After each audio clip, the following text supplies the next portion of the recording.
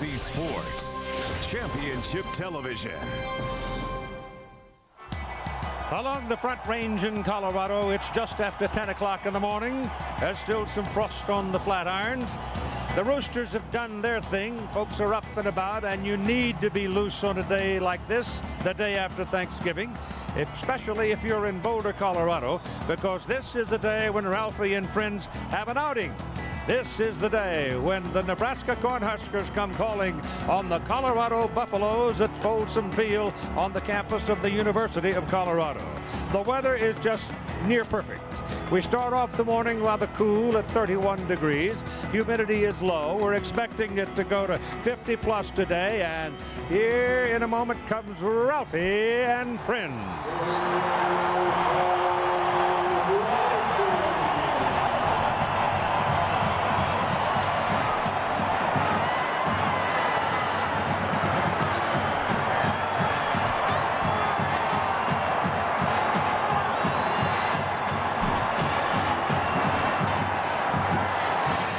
Everybody, and we hope that your Thanksgiving was bountiful.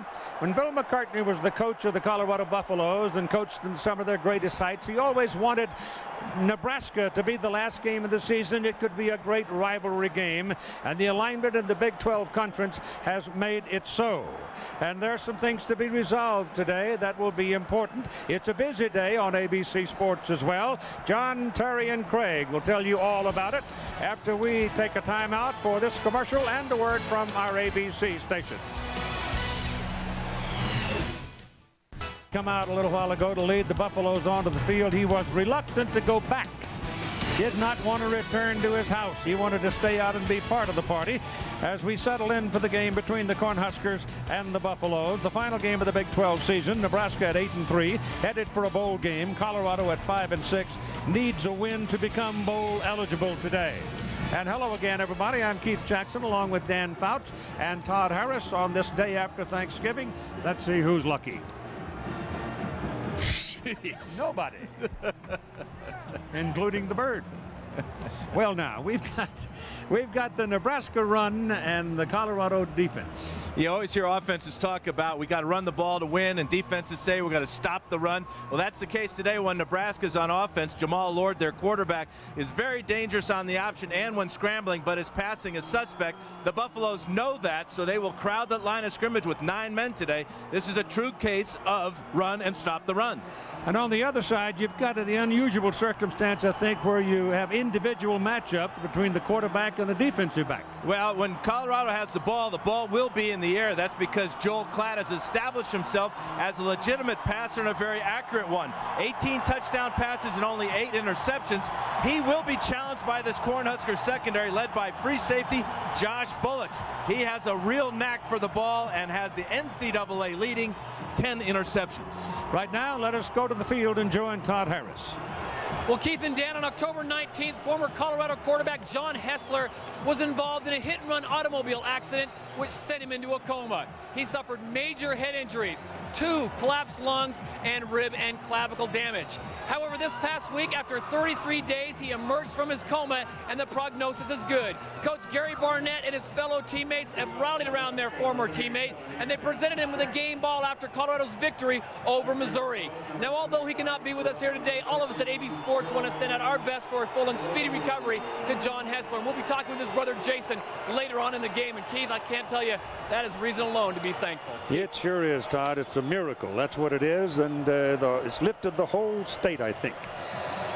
Nebraska kicking off to Colorado. They won, deferred to the second half. Buffaloes go on offense. The kick is hooked to the left, and it rolls around, picked up on the goal line by Jeremy Bloom. And oh, my goodness, it took so long for Jeremy to get to the ball. He had no chance to get past the 10-yard line. He's dropped on the 9, and that's where Joel Klatt and company will go to work. Klatt is a sophomore, 6'1", 195 pounds. Comes off 3 seasons of Class A pro baseball in the San Diego Padres system. But the Deuce, the old Deuce, sent him back to college football. 66% passer this season. He has been an impact player for the Buffaloes. And they come out now and spread him out. Coming double to the bottom of the picture with DJ Hackett and Jeremy Bloom, and now it's Bloom going back toward the ball, and they'll run it. And this is Calhoun, the tailback. He picks up a yard on the play. Ryan Calhoun, the running back. The SBC starting lineup, backs and receivers. The wide receivers, DJ Hackett and Derek McCoy, both are very close to season records, and they could reach it today at Colorado. The offensive front, this group needs to give the running game a chance and keep Klatt upright. If they can do that, they have a pretty good chance to win. If they don't do it, then they won't. Important for Klatt to be patient, too. Take what this Cornhusker secondary will give him, not force the ball. Calhoun is out of the backfield. That means pass. The ball thrown to this side, and it is intended for DJ Hackett. The defense for the Nebraska Cornhuskers, the front, nose tackle Ryan Bingham. He's worth the price of the ticket if you like watching what goes on in the trenches. He's really good. Linebackers, as usual, Bertie Stout for Nebraska, 1, 2, 3 in tackles. Rude Williams Hallowell. The secondary, free safety Josh Bullocks is the man that Dan referred to in the pregame. 10 picks, returned 154 yards, and the twin brother Daniel, strong safety, at 62 tackles. So the twin brothers are pretty good. We've got an injury timeout. Sam Wilder, a tackle, left tackle for Colorado, junior out of Dallas, Texas, is the man who is injured on the play. Looking along the front offensively for Colorado, they're big enough. Wilder's at 275, and he's the smallest. Daniels at 300, Hage at 290, and Stemrick 285, and Carl Alice on the right side, the drive tackle, he is at 310 pounds. And Wilder will be replaced by Clint O'Neill, a sophomore, at 280 out of Weatherford, Texas. Keith, you talked about the receivers, DJ Hackett and Derek McCoy, and just how close they are to setting a tandem record for wide receivers here at Colorado. The great Michael Westbrook and Charles Johnson hold that record. But with 5 catches today, DJ and Derek move to the top of the list. As we told you, this is a game that Colorado needs to win in order to become bowl eligible. And if they do win, there's a good chance they're going to get a bowl bid somewhere. And it's also a chance for Frank Solish to put aside some of the baying wolves up in Lincoln that have been making a lot of noise about his future. Timeout. Check out the injury to Sam Wilder as he's blocking against Trevor Johnson, number 88. It's a cut block. Watch his left leg hit Johnson in the knee. And we can only hope that that is just a bruise for Sam Wilder. But that's going to be a critical matchup there. Trevor Johnson is a dominant defensive end for the Cornhuskers. And for Colorado now, they're looking at 3rd down and long. 3rd and 9. Joel Klatt, quarterback for the Buffaloes, single back, double wide top of the screen, and time to throw. Down the middle, ball dropped. It's on the hands of DJ Hackett down the middle of the field, and he did not hold it. It's 31 degrees, ball's hard and slick. That was a great throw by Klatt because he had to get it over middle linebacker Barrett Rude and drop it into Hackett. Here's Rude right in the middle. Watch this ball come right over the top here. And that's just a drop pass by DJ Hackett. That would have gotten the Buffaloes a 1st down and out of this trouble. John Torp now is sophomore out of Lafayette, Colorado, out of the end zone to punt. He's averaging just over 42. The snap's a little high, but he's got it out. And it's a pretty good kick. It's beyond midfield. Coming up to accept it is Josh Davis. A couple of guys missing. Penalty flag goes down. Scuffle ends at the 47-yard line on the Colorado side of the field. Keith, the flag is down, maybe against Vance Washington for not giving Davis enough room on the return. John Laurie is the referee, the man in white hat. Kick catch, interference, 15 yards, 1st down. Whoa, that's a big hit. Yeah, he didn't make contact, but he didn't give him enough room. Number 7 is Vance Washington. He's trying to avoid. He does a nice job of avoiding, but in the official's judgment, just too close when the ball arrived. So that puts the Cornhuskers way downtown on just short of the 35-yard line on the Colorado side of the field as Jamal Lord, 220-pound senior. The most significant thing about Jamal, he, the quarterback, is the leading rusher on the team. Well, what does that mean? It means stop the run, make him throw, and you might have a pleasant day. Yeah, he's throwing at a clip below 50%. Here's the option down the line. Big guy from New Jersey, and Colorado handles him pretty much along the line of scrimmage. J.J. Billingsley coming up to help. He is a strong safety. The SBC starting lineup, backs and receivers. The leading receiver for Nebraska is the tight end, Matt Harrion. He's caught 20 balls. The I-back Corey Ross comes home to play today. Grew up in the Denver area. The offensive front, typical Nebraska front, all big guys, 300 pounds or better. Willie Waldrop probably 360 after the turkey dinner. Corey Ross is the deep back. Judd Davies is the fullback, and he's like all the other Nebraska cornerbacks in history, big, tough, and a good blocker. And it's over the right side for Corey Ross, a sophomore, 200 pounds. Ninehurst brings him down for the Buffaloes. Colorado defensive front needs to get a draw in the trenches, which gives the linebackers a chance to attack. Sean Tuff, strong in the middle, plays like a nose tackle. The secondary, there's 5 DBs back there. Free safety Medford Moore, the leading tackler. Billingsley, we just saw, hit one. Strong safety Clyde Sorrell hangs around the line of scrimmage a lot, too. Judd Davies now, the fullback, is the lone back. And on third down and about 6, Lord, a little play action, turns upfield, and he stopped at the 28. Well, they've got a pretty good mark on it. Clyde Sorrell came up to make the tackle on him, and they do have him short of the first down marker. So it's 4th down and a couple of yards. And that'll bring up decision time for Frank Solich. Do you take your field goal kicker out there, true freshman David Dykes, and have him try a field goal? It looks like they're just going to go for it here on 4th down. Jamal Lord so dangerous on the option. We've seen 2 options to the short side of the field. Don't be surprised if they go wide side here to give extra room for that first down. Don't be surprised if Sean Tufts travels with him wherever he goes, too. A big old linebacker in the middle.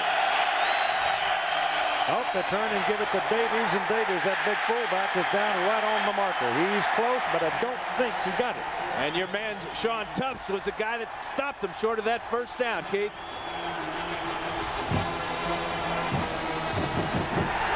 Colorado ball.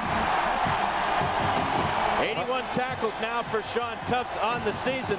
Great job of reading the cutback there. Ninehouse with wonderful penetration. Number 97 from the left side of the screen. He's there first, and Tufts cleans them up. So the Buffaloes bow their neck and now get the football with some daylight behind them. That's just about where they would have had the ball if DJ Hackett would have made that catch. Yep, that's right.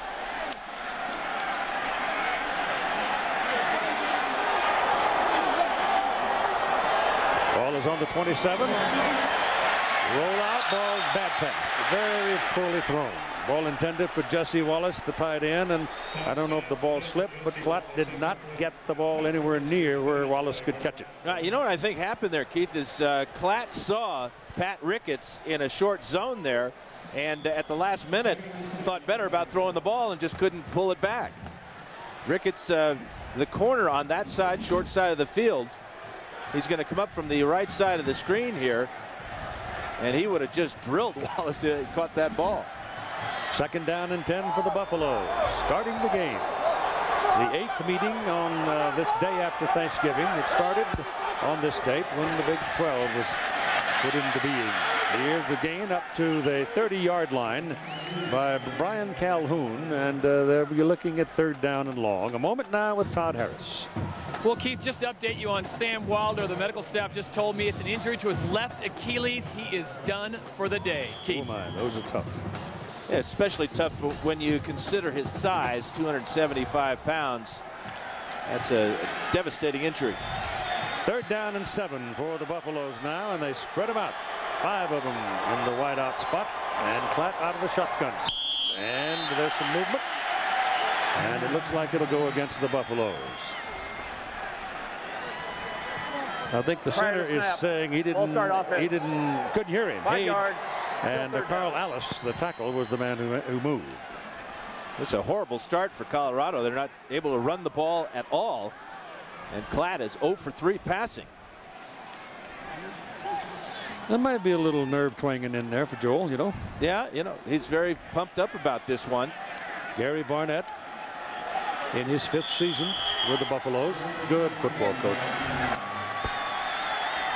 Many of the members of his staff still with him from the days when he took the purple to Pasadena from Northwestern. Joel Klatt rolls it out, looking for help, throws. That's way short of the first down. The catch was made by Brian Calhoun, the tailback, out of the backfield, but Trevor Johnson was the guy putting the heat on the quarterback. Yeah, pretty good move by Klatt to get away from Johnson. That would have been about a 10-yard loss.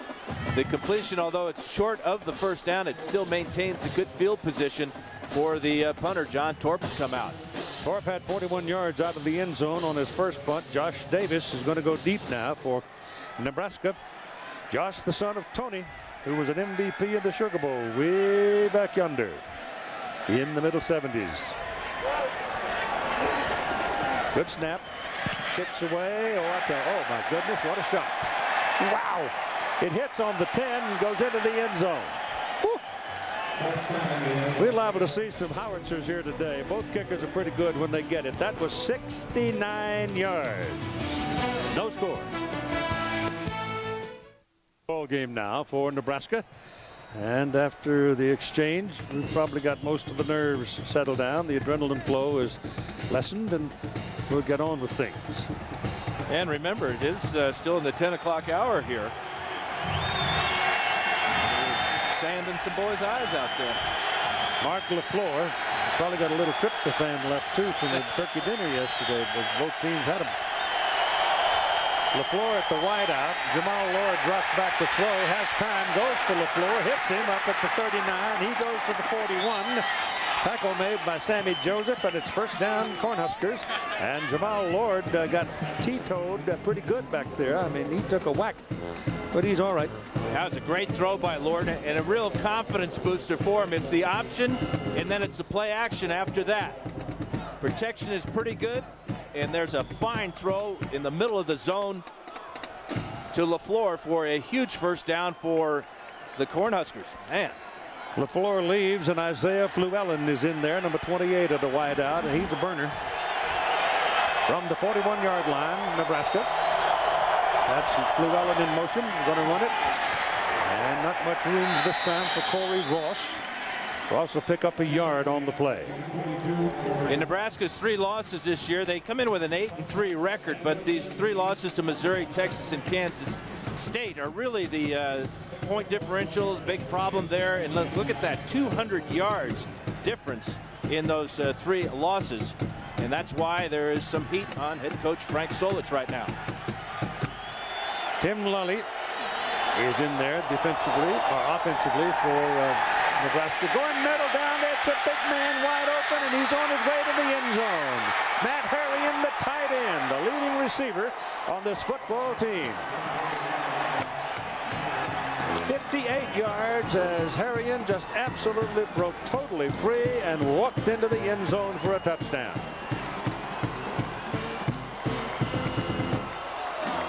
That time the Cornhuskers and Jamal Lord got their tight end isolated on middle linebacker Sean Tufts, and that is no match for Colorado. David Dykes, a freshman, for the point out of Spring, Texas.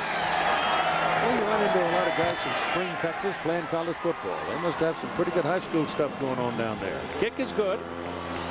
And Nebraska, much to the chagrin of Gary Barnett, jumps out to a 7-0 lead. And they do it by the forward pass. Jamal Lord 2 for 2. Here's Tufts. Here goes the tight end, Matt Harrion, and he's got great speed for a big man. He has caught 28 passes now in his career for an average well over 27 yards a catch. And this is what they were not able to do against Kansas State. Hit the long passes to the tight end, Matt Harrion. The last time I've seen a tight end do that kind of stuff was Todd Heap over at Arizona State. Takes speed. They got it. And you look at the graphic, it says that they're going to run the ball almost 80% of the time. Well, right now the play selection for the Cornhuskers, 5 runs, 2 passes, and oh, what 2 passes they were. Jeremy Bloom and Marcus Moore are standing deep, awaiting the kickoff from Sam Cook.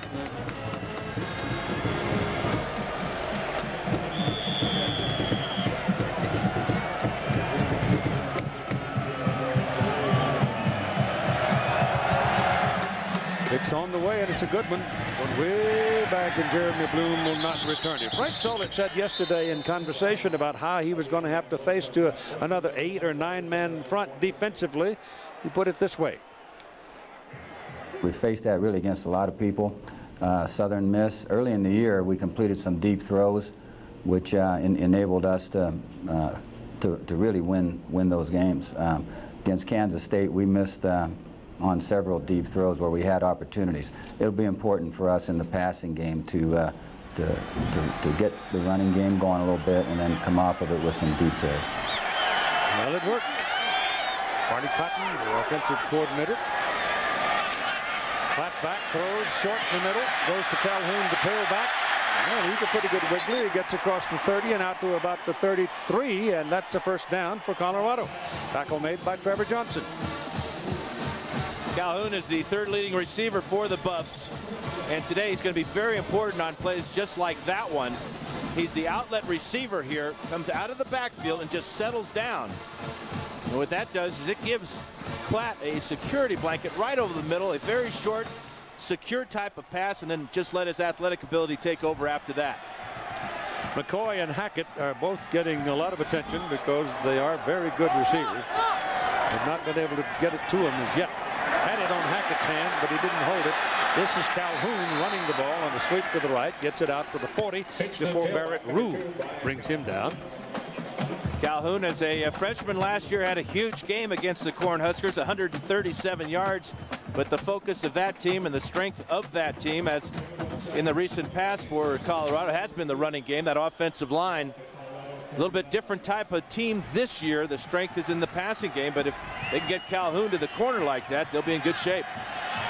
Klatt has reached the completion record at CU on his work so far in the ball game, and of course he's just getting underway in the first quarter. This is Calhoun again, trying for the first down to the right side, and he's going to be short by a couple of yards.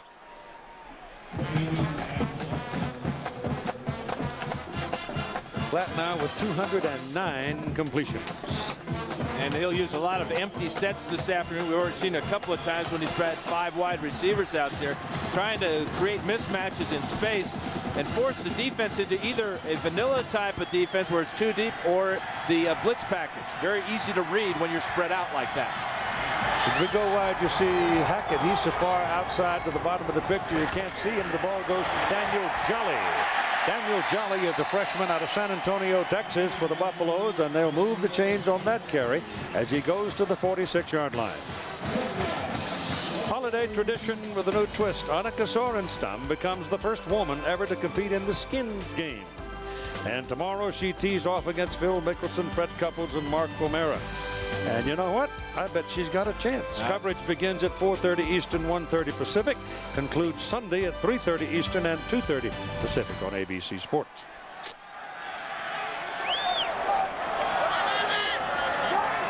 First down for the Buffaloes. Flat back to throw. That is man Hackett. And Hackett will pick up 8 yards. Threw it quickly. Didn't give the defender time to get to him. And when you give him 2 or 3 yards like that, Klatt can pick on you.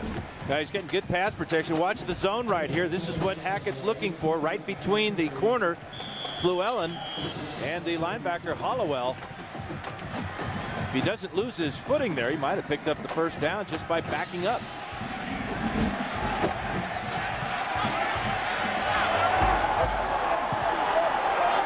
Second down and 2. That's a backwards pass. It goes to Jeremy Bloom, though, and Bloom is dangerous. He's got a first down as he streaks down the sideline to the 38-yard line, Nebraska side of the field. And because it's a backwards pass, it goes down as a rushing attempt. We talked about how successful Colorado's been rushing the ball in the past. Not so much this year, but with athletes like Jeremy Bloom, that's just like a long handoff or a sweep play. Pick up the first down.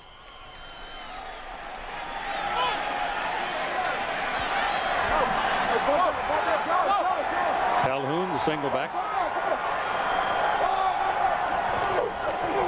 Going to run it. Got a hold. That was a pretty good defensive play Fabian Washington was over there to turn him back inside, and then coming across with a lot of help from his buddies, they put him away. Yeah, one of those buddies, Barrett Ruud, 125 tackles on the year now, leading the Cornhuskers. In fact, they've got two guys with over 100 tackles, he and Demario Williams. Watch 38 here, fight off the block, and come in late on the tackle. That was Hollowell, number 2, that did most of the damage to that play. Calhoun now again goes to the outside, and they throw it to the left side. Attack it, he's wide open. Touchdown, Colorado.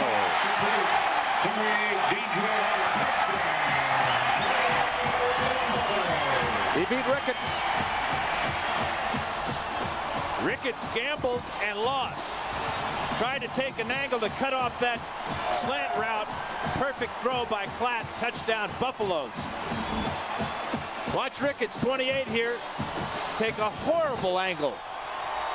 That's as easy as you're ever going to see on a slant route.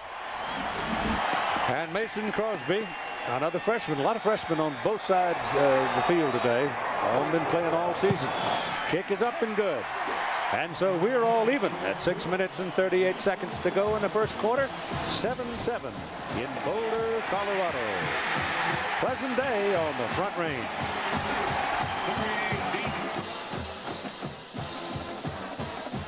Coca-Cola salute to the fans.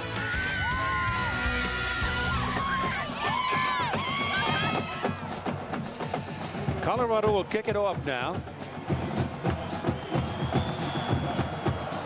Mason Crosby will kick it away. Josh Davis is the man for Nebraska, standing at the goal line. Low driving kick beyond the field of play. Almost knocked it in the stand. Out to the 20 it comes. First down, Nebraska. 7-7 ball game. ABC Sports presentation of college football. Brought to you by Dodge. You can take life as it comes, or you can grab life by the horns.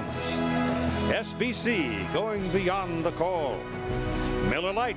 There's good enough and there's better than it has to be. Miller, good call. And ADT, America's leader in business and home security. ADT, always there. Here come the Huskers now out of the I formation, and you got Joe Daly at quarterback. Joe Daly, a freshman, also from New Jersey. Both quarterbacks from New Jersey. The ball is pitched back, and there's a little bit on it, a couple of yards. Joe Daly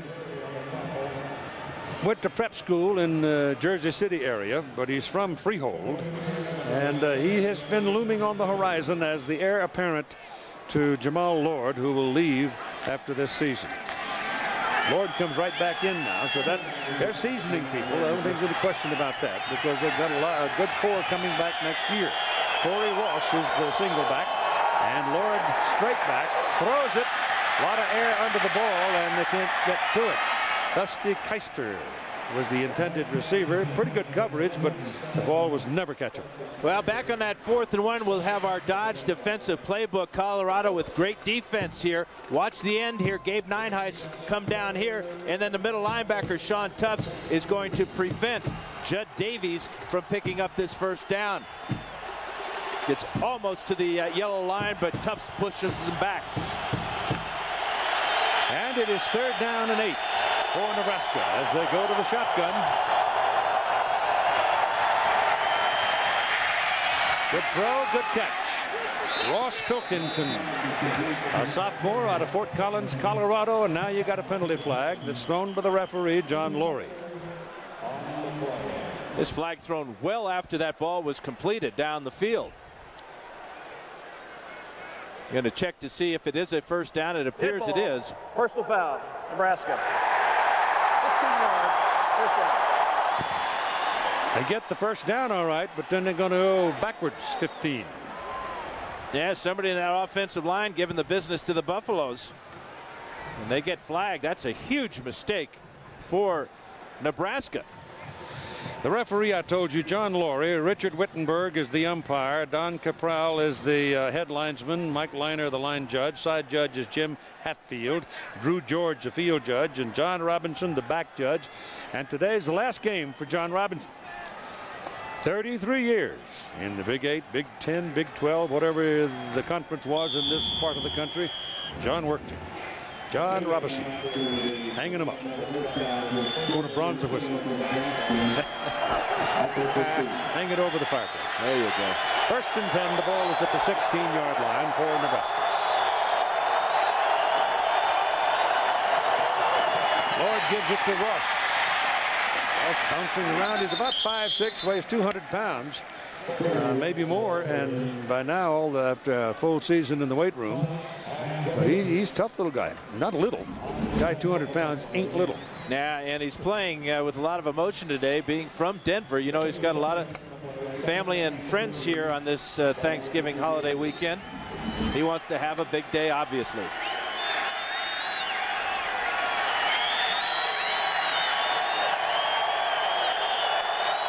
Calling the play at the line of scrimmage. Goes to Ross again. A little wiggle probably got him an extra yard or so. He's still short of the first down. They're going to mark it on the 25 as Billingsley and Tufts make the tackle on him. It'll be 3rd down and 1. And he showed us just why he's in there as the starting I-back for Nebraska. It makes that first guy miss.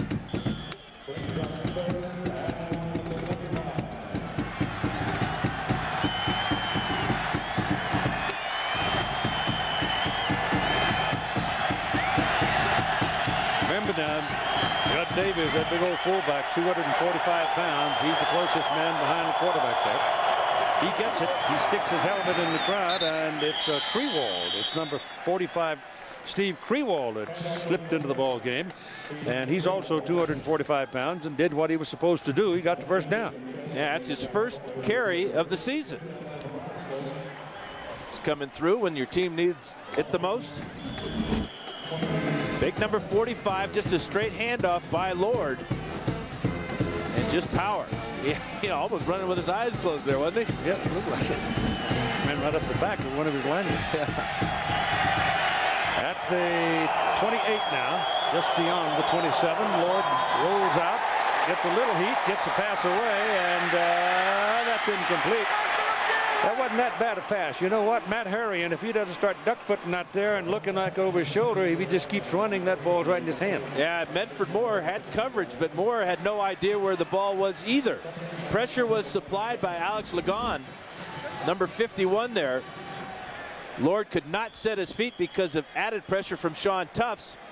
But that right there is where he starts to look back. He loses the ball, loses his momentum, and loses a completion. But again, there's another freshman on that Colorado team, a redshirt out of Torrance, California. I mean, there's a lot of freshmen and sophomores involved in this football game today, which might indicate good things for next year. Lord back, pulls it down, and takes off. Missed tackle. Poor effort on the tackle that time by J.J. Billingsley. He committed himself too soon, and Lord's too agile for that, and he's got a first down. Sammy Joseph was the man that finally got a rope on him and took him out of bounds up at the 41-yard line. Yeah, something's got to give here. Nebraska last in the Big 12 throwing the ball, and Colorado defending it is last. And right now, Nebraska's having the better of it. Jamal Lord, 3 out of 5, 88 yards, and 1 touchdown. Corey Ross, your eye back. He's got it. Good block on the corner. Oh, look out. He is finally caught from behind by Pilkington. Pilkington was the man that cleared the block for him, but Billingsley tracked him down, and Sammy Joseph came across to close the door, but it's a big gain for the I-back. Yeah, a little limp for Ross as he comes off the field. Let's check out that block here. Here's Pilkington. He gets out in front there. That's just enough to get Ross the corner. He might have twisted his ankle with that tackle by Billingsley. Yeah, Phil Jackson was number 6. If he doesn't get that little bit of involvement with Pilkington, he would have made the tackle. They go with 3 wideouts. Lord, he just pulls it down. Old single wing football, and away he goes. And he's out of bounds inside the 35-yard line. Joseph was the man that took him out. Sean Tuff's over there, too. Sean Tuff's all ready to run 2 miles today. Well, we've seen him in pass coverage a couple of times. The Buffaloes don't want to see that with him trying to guard the tight end down the field. But Jamal Lord is just a marvelous running quarterback. 6'2", 220 pounds, and averaging almost 4.5 yards every time he runs. Josh Davis is the I-back. Josh has it. Josh was the starter for about half of the season. James Gary makes the tackle on him, but typical Josh Davis run in traffic. He's a load. They're 2 yards short of the first down on 3rd down coming up. And you can just feel the good rhythm that the Cornhuskers have on offense right now. Everything they're running is working. They're hitting it wide, they're hitting it up the middle, and Jamal Lord is throwing it effectively. 2.5 minutes to go in the first quarter. 7-7 ball game. It's Davis again. Drops his helmet and shoulder, and they stopped him short. Brandon Dabdoob got enough of him to stop him short of the first down marker. Well, I'm saying that the officials on the field are not that sure. They're going to bring the chains out so that everybody can know exactly how much is needed. It looks to me like the ball's on about the 27. They've got to go close to the 26 to get their first down. Yeah, that little twisting move there may have gotten him the first down. It's close. And this is a good break for Nebraska to catch their breath.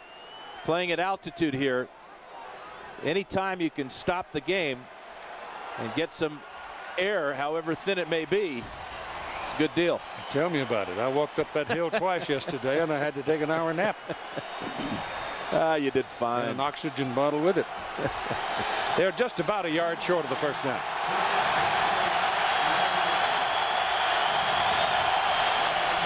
Last time they were in this situation, they gave the ball to the fullback. Last 2 times, in fact. Red Davies came up short, but Krewald got the first down. Fumble. Colorado ball, penalty flags. Depends on the penalty.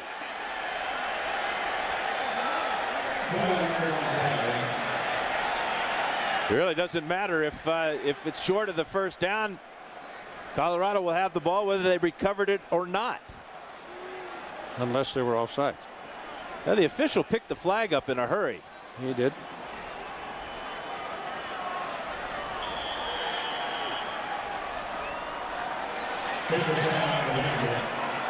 Nebraska must have recovered. Yeah, Colorado was jumping up and down. They had the ball, and or else they felt they'd stop them, but they're going to bring the change and make sure. But it looks to me like it's going the other way.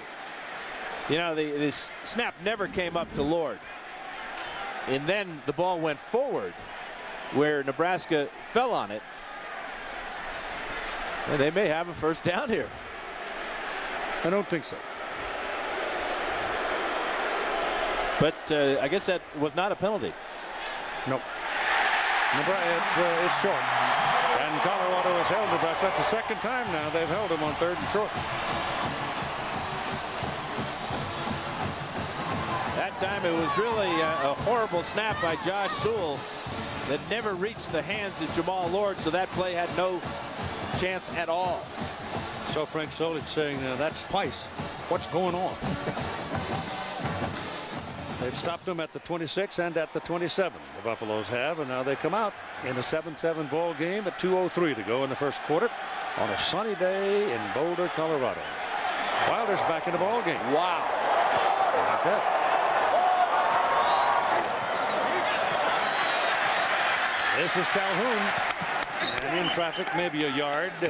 Barrett Rude got him.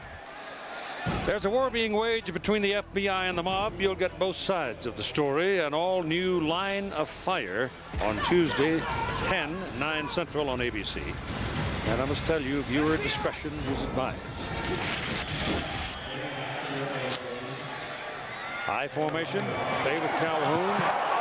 Tried to skate to the right side and get through that crack, but the door closed before he could get there. Trevor Johnson on the play.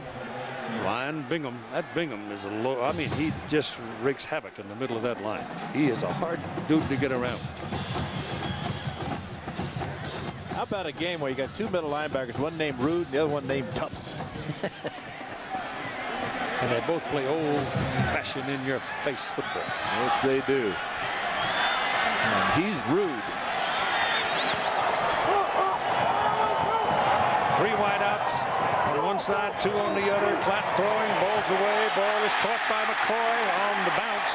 It bounced off his hands, soft hands, caught it on the way down. It's first down, Colorado 45-yard line. Nothing makes the quarterback feel any better than to beat the blitz with a completed pass. And one that picks up a first down. Platt saw the blitz coming. He went to his hot receiver. Right. Watch the blitz coming right at the quarterback. Too late. There's the completion of McCoy. You know where he threw it? Right between the Bullocks twins. Completed it. Yep. So first down at the 45, and Jeremy Bloom goes over there. That's 4 on one side. Bloom's got the ball. It's off his hands, and it's incomplete and could have been intercepted. Terrell Butler looked like he had a shot at it. Or was it Fabian Washington? Here's Todd Harris. Well, Keith, my turkey was loaded with tryptophan, but I think Sam Wilder's have some kind of healing property in there because he went to the sideline, pled his case with the trainers after they told me he was done for the day with that Achilles injury. He jumped up and down a few times, ran on the sideline. He said, I want to go back in. This could be the last game for the junior from Dallas this year, so he's back in the lineup. Well, he just took off the shoe, sewed it back, and here he is. It'll be tough to play that spot. Daniel Jolly is in the backfield now. He's got the ball. Daniel Jolly is a big freshman, and he runs low, and he runs hard, and he's got a first down. 6 foot, 230-pound freshman out of San Antonio. He's normally their short yardage specialist. That's his longest carry of the year. Averaging just 2.5 yards per carry, but this is about a 10-12 yarder. They're going to mark him short of it, though. They say his knee hit the ground back on the 46. Yeah, that's a good call because he was crawling there for the last 2 yards. 3rd and 1. Quarter's over. So it'll be 3rd and 1 as we come back to the second quarter of play. ABC Sports presentation of college football returns after this message and the word from our ABC stations, a 7-7 game.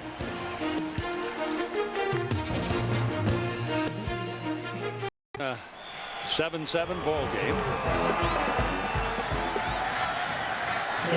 And the deep back is Jolly. Carried on the last play. Quarterback sneak, Platt. And he follows the offensive line surge to the 44. First down for Colorado. Smart play call there, getting behind Juan Hage, their great center, senior center, and Derek Stemrick going right at the strength of the Nebraska defensive line, Ryan Bingham.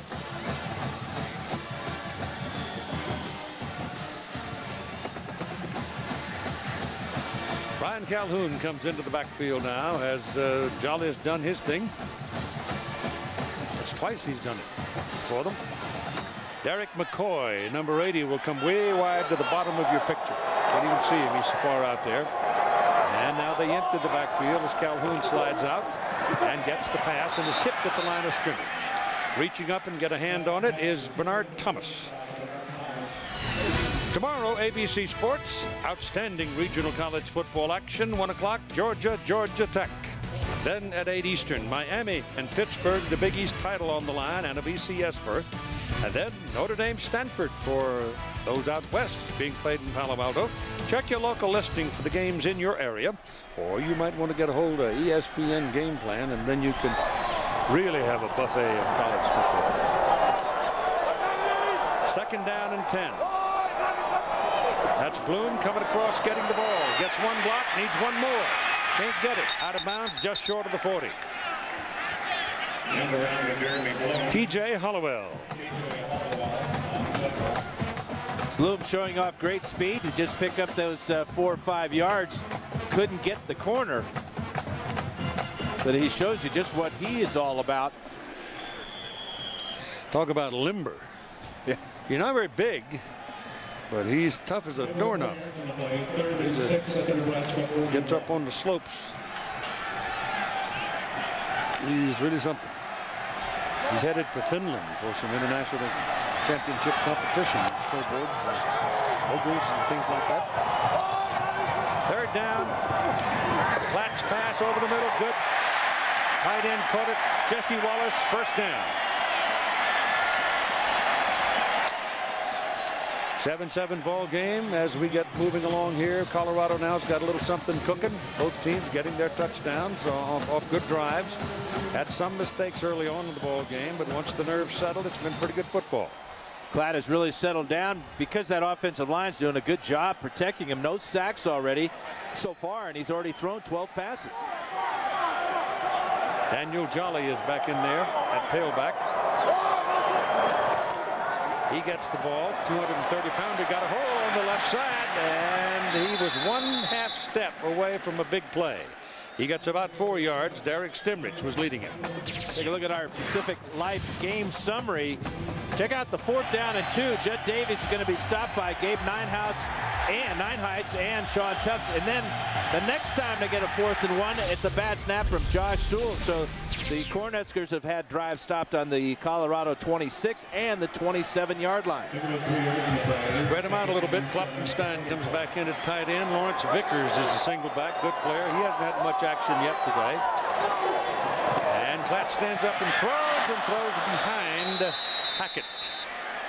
Might have been a little misconnection there because Hackett turned in and Klatt went outside, and Pat Ricketts was in Klatt's face. Yeah, it's a corner blitz, and Klatt trying to get the ball outside to his wide receiver. There's a shot right to the helmet by Ricketts.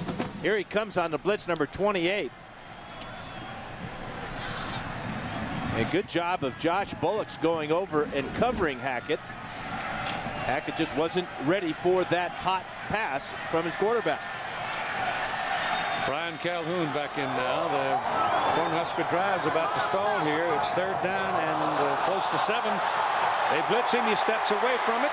Now throws, and he gets rid of the ball as he is tumbled out of bounds. And the crowd was looking for a roughing call there, but don't get it. It was Adam Carricker that carried the quarterback into the sideline. I think they're also looking for an offsides on Demario Williams. Appeared that he was offsides over here. Got a great jump on this ball. Yeah, he was definitely offsides. That forces Klatt out of the pocket, and now this shot here. And they started contact inbounds. You got a timeout called here as Nebraska wanted the time, and Colorado setting up for a field goal try by Mason Crosby from 44 yards. We'll see it in a moment.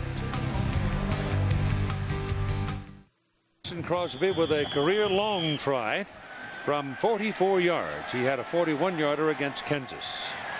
He's made only one field goal in the last 5 games. A lot of leg on it. It's good.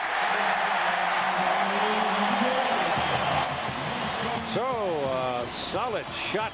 Crosby, my word, that thing was up around the top of the uprights when it went over from 44 yards. And it's 10-7 Colorado. Nothing like a little thin air and a fresh leg. That was a rocket.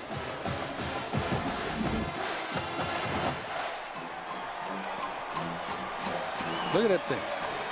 Way up, maybe above the upright from 44 yards. Yeah, there's no wind here at all. So I wouldn't be surprised if this comes down to the end where either team needs a long field goal. But listen, Crosby, he may be good from 60 this afternoon, or this morning, excuse me. It is still morning, isn't it? Yep.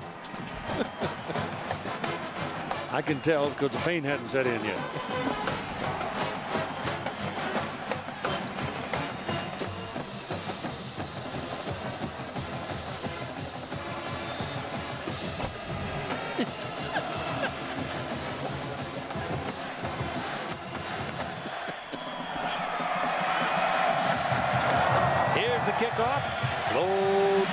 Kick bounces up high though and will be returned. It's Josh Davis. Oh, look at that block. Gets Josh across the 40, and he's still trucking. And all the way down to the 35-yard line, and there's a penalty flag thrown by the back judge. Mason Crosby, the kicker, finally got a hold of him, but Josh Davis almost took it home. Well, after a great field goal kick, a horrible kickoff by Crosby set up that return for the Cornhuskers. Personal foul, face mask, 15 yards. Wow, add 15 to it. That puts it on the 20-yard line, first down Nebraska. That makes it a 79-yard return because of this bad kickoff. The ball is going to one hop to Davis, and that allows the wedge to be set up. And then it's just a natural running back instincts. Krewall with a good block there. Good job by Crosby to keep Davis out of the end zone, but he did grab the face mask right there. And so the Cornhuskers are trying to regain the lead as the pitch goes to Corey Ross. And he's down to the 10-yard line, close to it before Medford Moore can get him. So Nebraska now striking quickly off that 79-yard kick return. Boy, they got the corner because of great blocking on the left side here. Tight end Matt Harrington is number 11. And Richie Incognito, number 51, sealed the corner right there. That gives Ross a first down inside the 10. First and goal at the 9 for the Cornhuskers. Judd Davis fullback, Corey Ross I-back. Lord gives to Davies, the big fullback, and he's to the 5. Judd, a senior out of Omaha. Yeah, but this offense is working just the way that Barry Cotton, offense coordinator, wants it to work. They're able to run wide, not so much with the option, just a straight I-back pitch. And the quick hitters up the middle are hitting the Buffaloes hard. I can't get over a guy 310 pounds being named Incognito. This is Lord carrying on a sweep, and he's in there. Touchdown, Nebraska. Judd Davies, the fullback, was the man that helped him into the end zone. Of course, there were a lot of people helping, but Davies really did crack open the door. A great patience by Jamal Lord, just working his way down the line of scrimmage behind his offensive line. Waldrop and Davies, and then at the very end, he's going to reach the ball out and break the plane. Right there, touchdown. David Dykes, freshman out of Texas. Well, that snap was bobbled ever so slightly, but he was put down well enough by Kellen Houston, and Dykes knocks it through. So Nebraska goes back to the lead by a score of 14-10.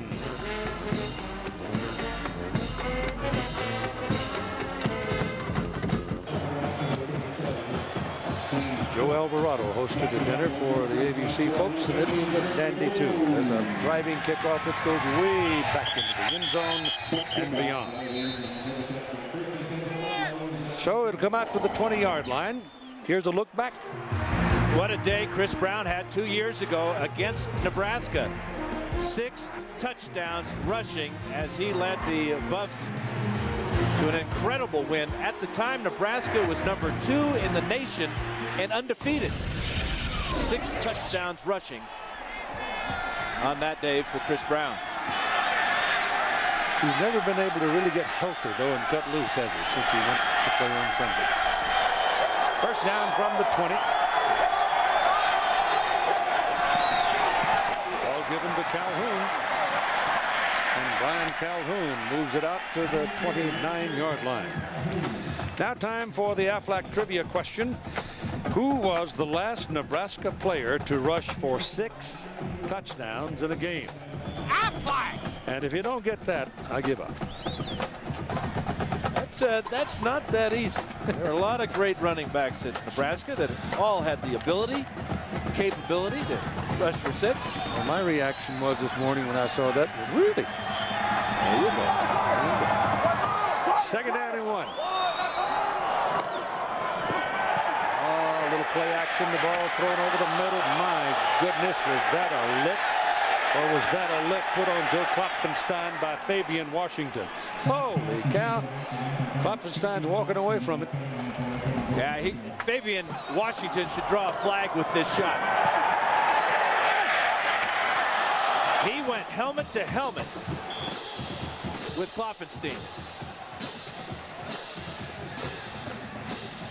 That play happened so quickly, I'm not sure the officials even saw the helmet to helmet. Was it Washington contact. or was it Hollowell? I thought it was Washington. Fabian Washington. Yep. I'm not so sure there wasn't an elbow. Sounded like plastic on plastic. Did, yeah.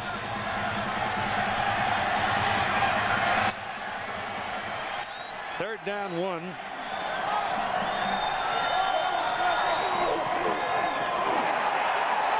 Don't make it. They just stack that one up and lose a little bit. Lawrence Vickers gets his first carry of the day, and that play had no chance. Yeah, they've had success right up the middle on short yardage plays, but not this time, as Ryan Bingham and Bernard Thomas and Barrett Rood were all there waiting for Lawrence Vickers. So John Torp comes on now for his third punt of the day. He had 41 on his first one, 69 on his second one. And the reason the Buffs are lining up like that is to give the impression of a fake. Now they come back into a normal formation, but Torp has run the ball 3 times this year. There's no pressure on him. He gets a fairly good kick out of there, and Josh Davis splits him and gets a fair return out of it as he comes up to the 37-yard line. ABC Sports presentation of college football brought to you by Cadillac. On the long touchdown pass to Matt Harrion. Their last drive was a 20-yard drive in 3 plays. They've scored quickly, 1:07 on the first and 1 the last time. They picked off the Colorado Gunners in their punt coverage that time and gave Josh Davis room to run again. So the Huskers are doing pretty well so far today in special teams play. Run the ball into the middle with Corey Ross. And he's got a yard or so, 2 maybe. Grass field here. Frost on it this morning. Yeah, you can see how the Buffs are going to crowd that line of scrimmage, but because of those long pass plays by Jamal Lord, they have to respect the speed of the tight end, Matt Harrion, down the middle. That will loosen them up, and that's why Nebraska's having success running the ball. Second down 8. Kaiser is in the ball game. Lord rolls out and throws, and it is completed to Fluellen. And Fluellen's rolled out of bounds at about the Colorado 43 or so. Now, Lord's got a long delivery, doesn't he? Yeah, he really does, Keith, and it serves him well on that type of pass because he's out on the run and it's really just looking for one man.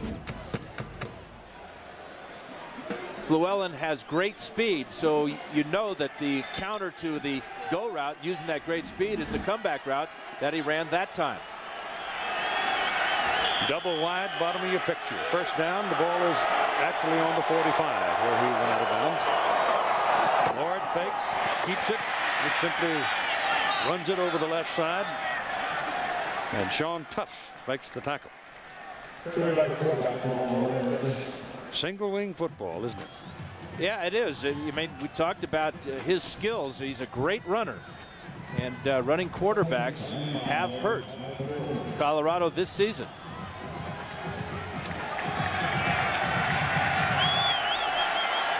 He'll see the buck lateral within the decade, probably. Second down 4. On a run with Ross. Ross has got the first down as he twists and spins to the 34-yard line. And again, Thomas is there, getting a little help on the play. Well, your man incognito right here, number 51, and next to him is Mike Erickson. Watch the job they do here, opening that hole. A bit of hesitation there. Almost cost him the first down.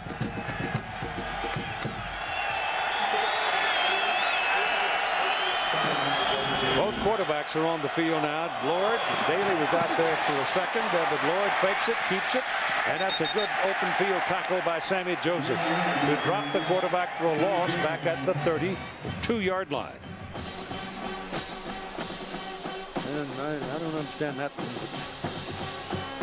Now always setting up the possibility of a lateral pass, a backwards pass out to Joe Daly.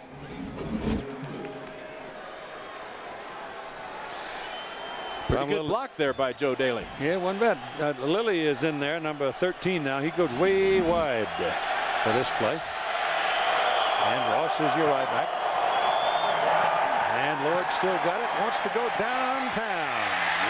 It's incomplete. That's pretty good coverage. Matt Harrion, the intended receiver.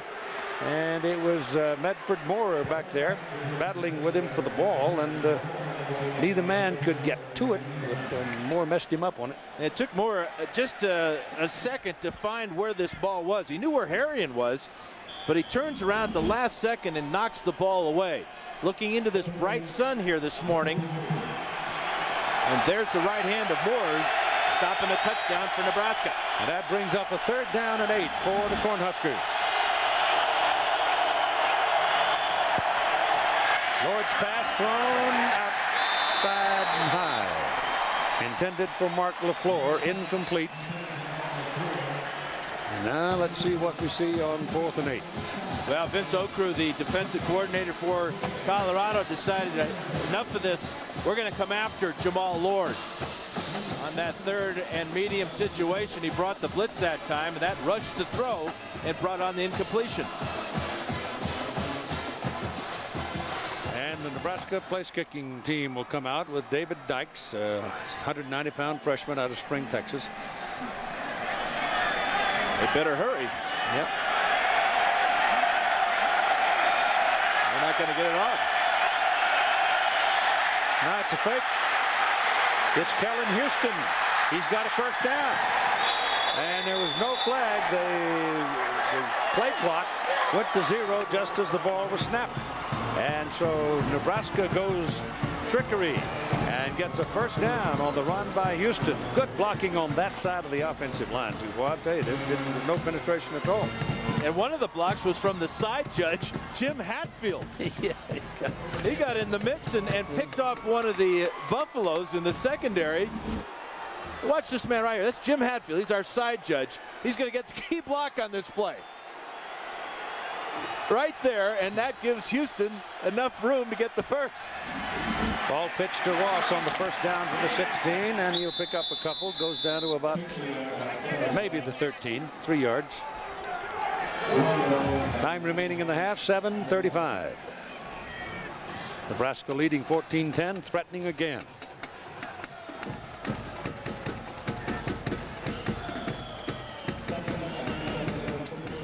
Rolling it up on the ground, aren't they? Yeah, Jamal Lord, 4 out of 8 for over 100 yards passing. Good first half. Davies and Ross in the backfield. And Lilly back toward the ball. Lord pitches it back to Ross a little late. He got through that first scuffle, though, and got it down to the 10-yard line where his knee hit the ground. Boy, it looked like that play had disaster written all over it. The pitch from Lord appeared to be a little bit high to Ross. Option to down the right side of the offensive line. Good catch by Ross, and incredible balance here.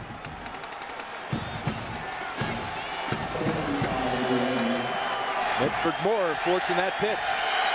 It's 3rd down and 5.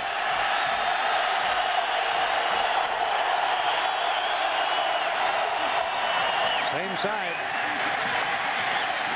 Lord keeps it and gets it inside the 5 for a 1st down. 1st and goal for Nebraska. And that's just poor tackling. 2 plays in a row now for Colorado.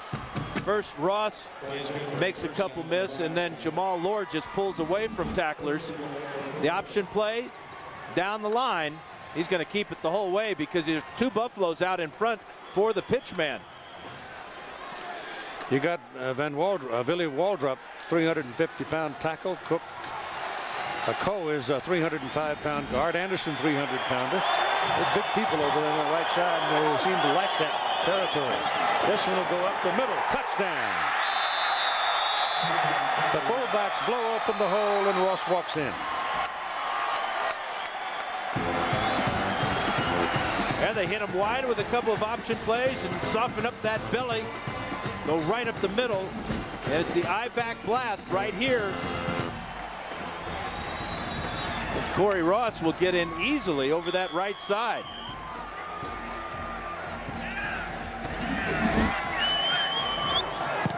Backs kick, good. And so we are at 21-10. The Nebraska Cornhuskers are leading the Colorado Buffaloes in Boulder on a sunny day.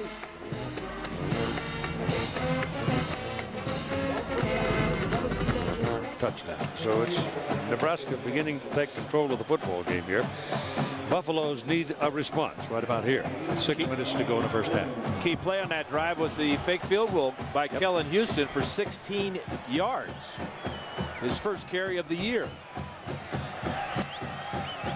From the 35, Sam Cook kicks it way back there in the end zone and beyond the field of play.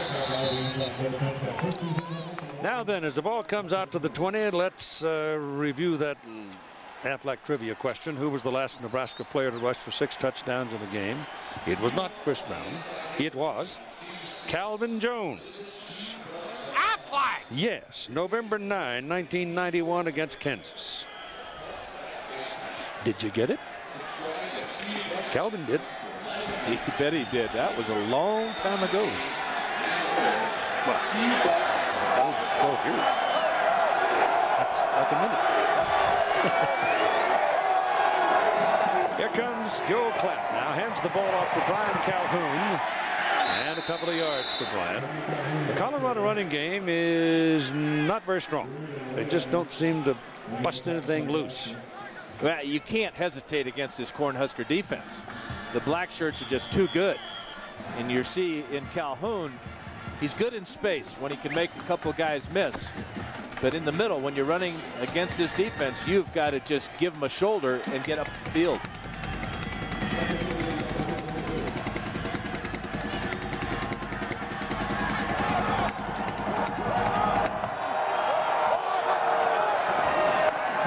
Clapp's pass is a slant to Hackett. Hackett makes the catch, and that's a first down for Colorado.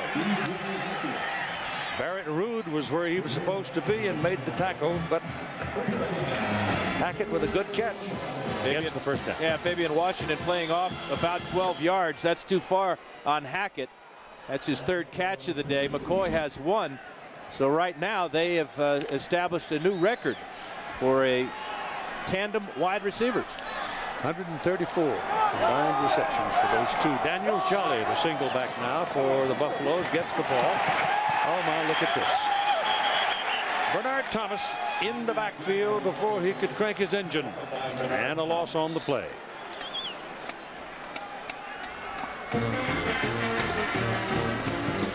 Loss is back inside the 30 to the 28. It'll be second down and 14 now for the Buffaloes. That defensive line does such a good job of occupying the offensive linemen, allowing these linebackers, Williams, Ruud, and Hollowell, to run free. Shotgun. You got a Husker who is in the neutral zone. Carrying the ball, Brian Calhoun, and he picks up 7 yards on the play, gets it up to the 34. You know, they didn't see Demario Williams jump earlier in this quarter. I think they saw him that time. Here he goes right here. Watch him right there. Offside, defense, 5 yards, replay, second down.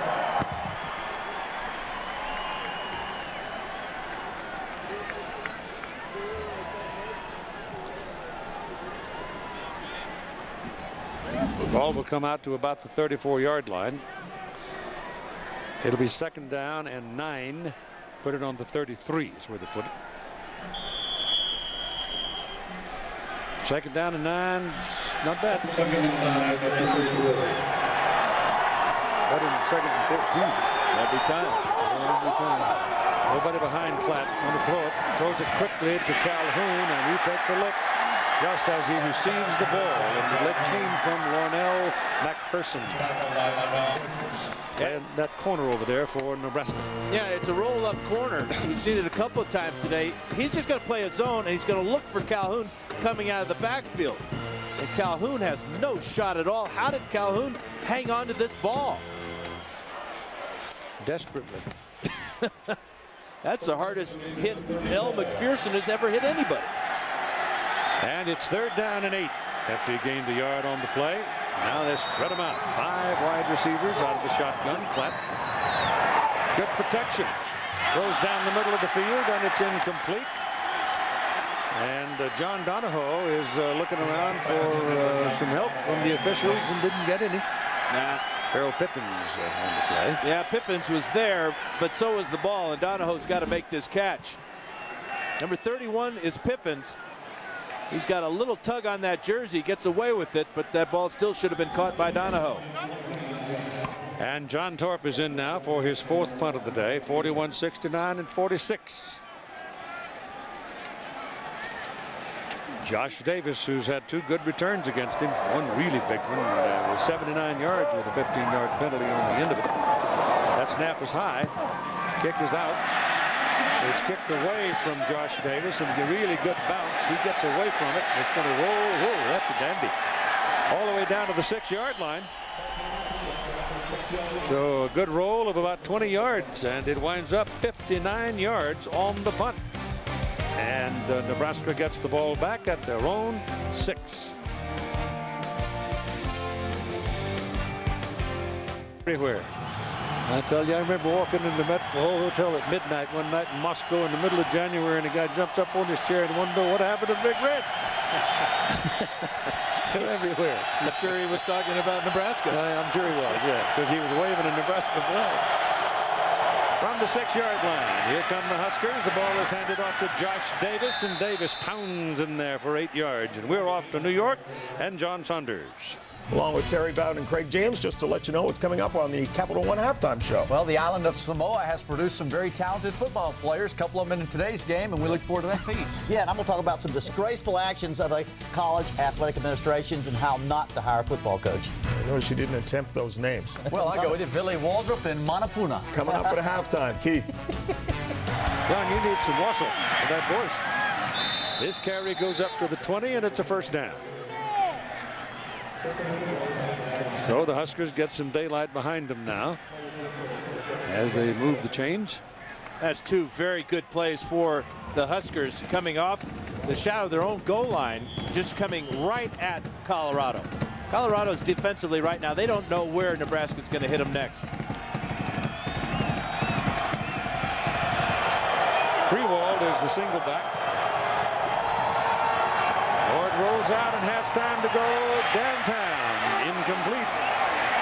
Isaiah Fluellen trying to catch up with it. He's a freshman, a red shirt out of Ramstein, Germany. His dad's an Air Force chaplain. He can run. Yeah, this is the ball thrown about 3 yards too far. This is a pass you have to complete. When you've got your receiver 10 yards behind the defensive back on his way to the end zone, that ball has got to be caught. You got to throw it a little bit shorter if you have to, just to ensure the catch. That's a 50 or 60-yard gain, if not a touchdown.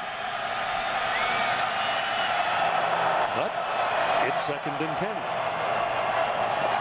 Here's that old single wing sweep. All the sign guys and chain guys over there drop those sticks in a hurry to get out of the way so nobody gets speared by one of them. And you've got time called now with 1 minute and 53 seconds to go in the 1st half.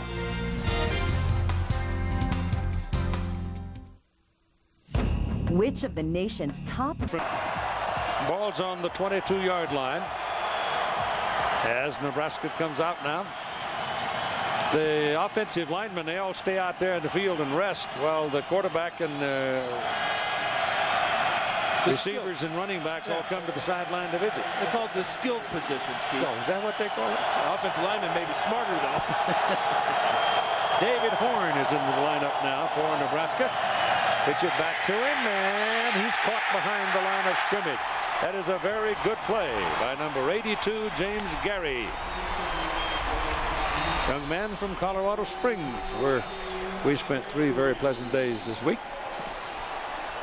Timeout is called by Colorado now at 1 minute and 44 seconds to play in the first half. And the Buffaloes figure they might do something because Nebraska is going to give it up. They're down and 8. Watch James Gary here, man on man with the tailback out in space. This is a great tackle by Gary as he drops Horn there for a 5-yard loss with a sure one-handed tackle. That's real strength. So Colorado called the time to as Nebraska comes to the punt, and it'll be the first punt of the day by Kyle Larson.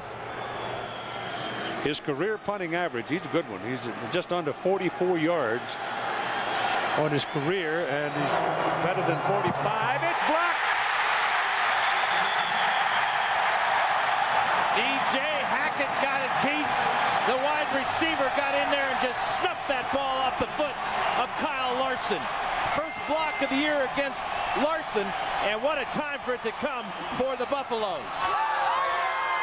So that's why they call timeout. They went for the block and they got it. And now they will own the football at the Nebraska 8-yard line. You want to see a great move. Watch Hackett come in and then bounce to the outside and around the blocker there, and doesn't even have to lay out to block that one. What a move by Hackett. So a big opportunity as Daniel Jolly is in at the deep back position for the Buffaloes. He's the short yardage guy, big strong fella, 230, goes right into the pile and gets a couple of yards on it. Clock is moving at 1.5 minutes now. Buffaloes have 1 timeout remaining.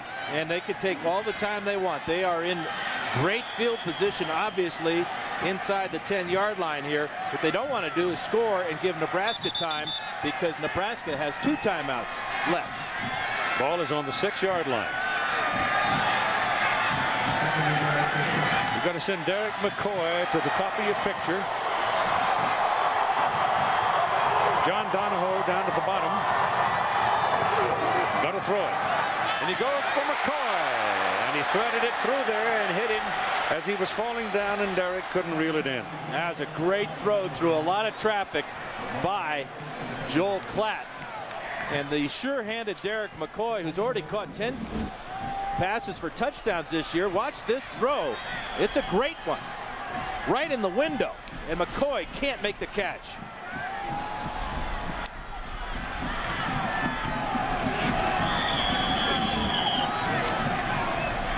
Now Nebraska has called a timeout, stopping the clock at 54 seconds on the incomplete. It's 21-10, Nebraska leading. Colorado blocking a Nebraska punt, recovering the ball inside the 10, and now trying to figure out how to get more than 3 points out of it. Jay Hackett. The thing that's remarkable here after the move and the block is look who recovers this ball. Kyle Larson drops right down on top of it. That prevents the ball from getting loose and a potential touchdown return there. And how big a play might that have been by Larson if the Buffaloes don't get a touchdown here?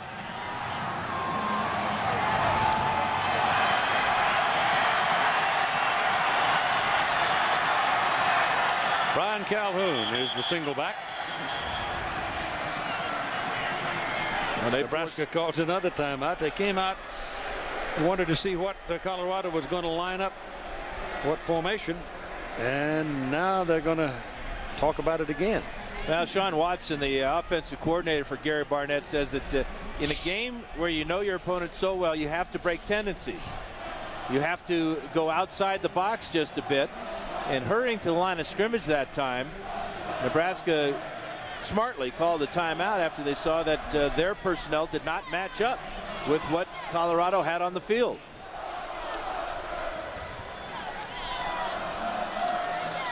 (21-10). Huskers coming into the ball game 8-3. Colorado 5-6. Buffaloes need the win to become bowl eligible. And if 2 of the Big 12 teams get into the BCS, then the Big 12 conference could have 9 teams in bowl games. Shoot. One thing to look for here is DJ Hackett at 6'3" on the fade route down at the bottom here. McCoy also 6'3", going against 5'11" corners. Both good on the jump ball, and Bloom goes over there with McCoy. Flatch pass comes this way. Touchdown, Hackett.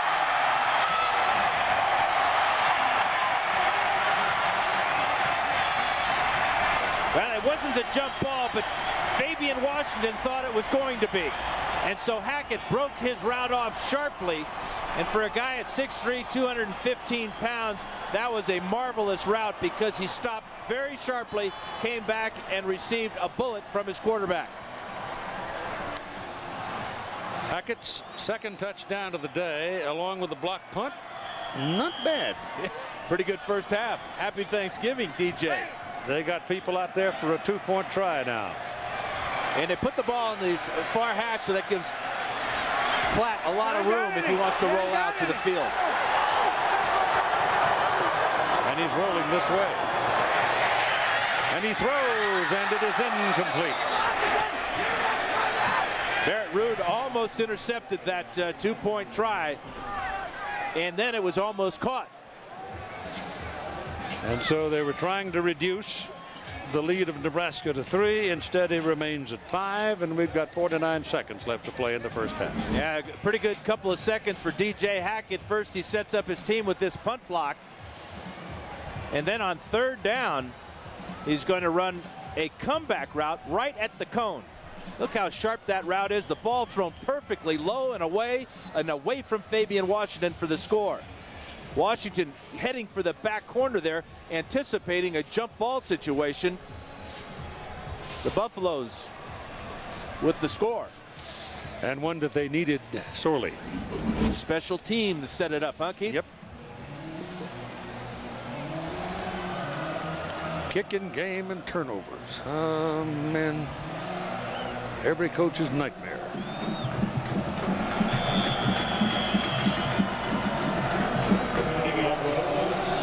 Ross is the deep man for Nebraska as Crosby hits it. Ain't no return on that one. It's way out yonder.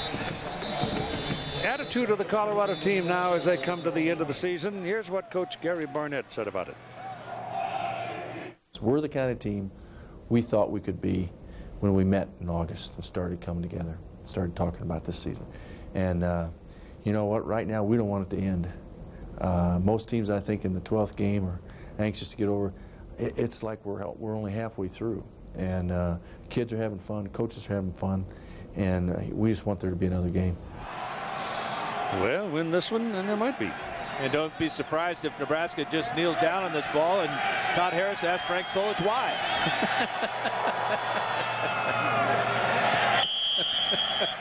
Maybe you can ask Gary Barnett what he thinks. I think that would be a smart question to ask. Nebraska will get the ball to start the second half. He's a needler, I'll tell you.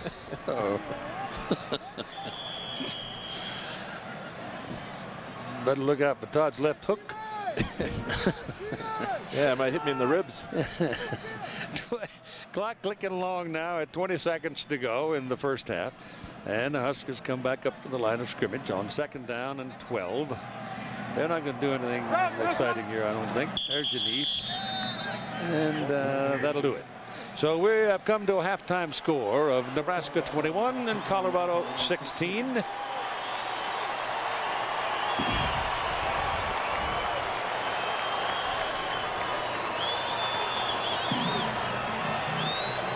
And we're waiting. And here's Todd. All right, Coach. Well, you talked about it all week. Special teams. It's not exciting, but it came up big for you. Well, it came up big for us, but we gave 2 up on special teams. And, you know, it's always in these games, turnovers and special teams become so critical. I mean, that's probably all games, but especially these big games. And, but that was a great block by DJ, and we got to settle our special teams down a little bit. All right, good luck in the second. Thank you. Keith. And now let's go to John, Terry, and Craig in Times Square Stadium, New York City. the Nebraska Cornhuskers over Colorado at halftime on a really pleasant, mild day in Boulder. And the Pacific Life game summary looks this way. Take a look at the first half stats. Nebraska with good balance on offense. In fact, their 104 yards passing is 3 yards better than they average for an entire game. Well played first half, no turnovers, and just 5 penalties. Big thing for Colorado to get a touchdown, though, going to the clubhouse. That punt block by DJ Hackett was huge, and we had a 2-bird night last night.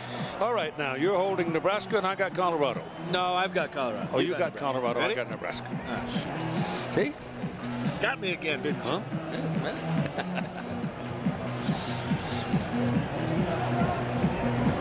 Buffaloes will kick off. Huskers get the ball first. They had won the toss and deferred to get the second half kickoff.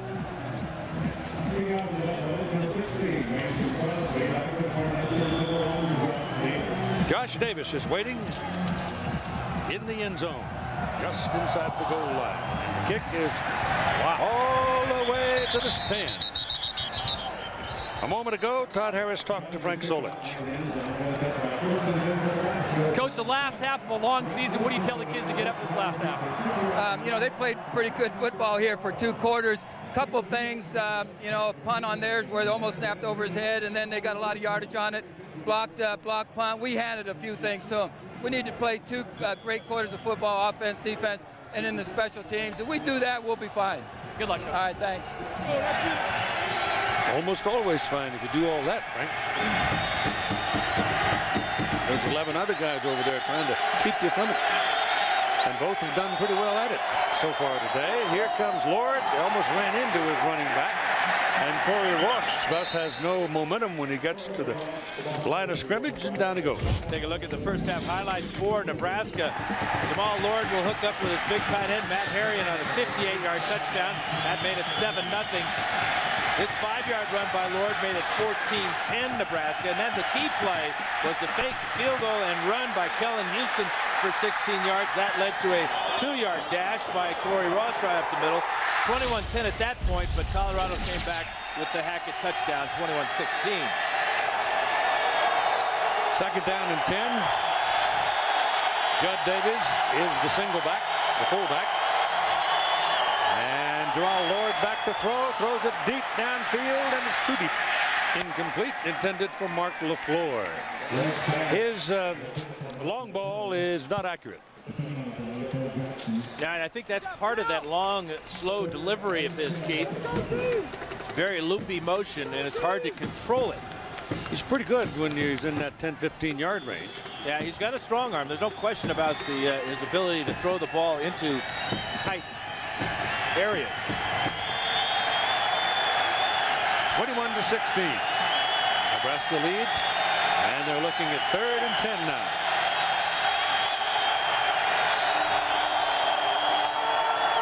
On the throw to the sideline, and incomplete. So 3 and out. Pilkington was the intended receiver there, and the Buffaloes jumping around, elated with the way things have started here in the second half. They should get pretty good field position out of this. Kyle Larson comes out. Last time he punted, he had it blocked. And the momentum from that point block led to 6 points for the Buffs, and now a strong defensive start to the second half.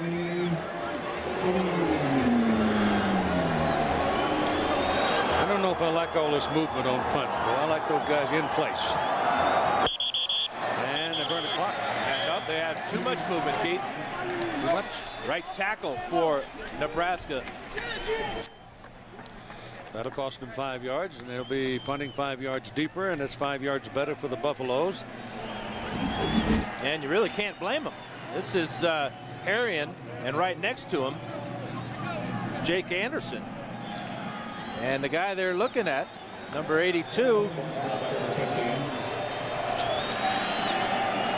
Evan Judge, but outside him was DJ Hackett. The Colorado man over here on this side is going to give up on the gunner and let him go, and looks like he wants to go in and take a shot at the block. Good snap. He gets some heat on him, but he gets it out this time, and it's a beauty. Received by Jeremy Bloom. And Bloom's back to the 43-yard line for the Colorado Buffaloes, and they got a good place to start from. Our Chevrolet drive summary. First half possessions for Colorado did not start off very well. 3 plays and out on their first 2 possessions, and then they got the 80-yard touchdown drive, and then at the end of the half taking over on the 8-yard line. Important play by DJ Hackett, and he had a marvelous first half. So here come the Buffaloes to the offense now, with Brian Calhoun and Lawrence Vickers in the backfield behind Joel Klatt. You got 1 wide out.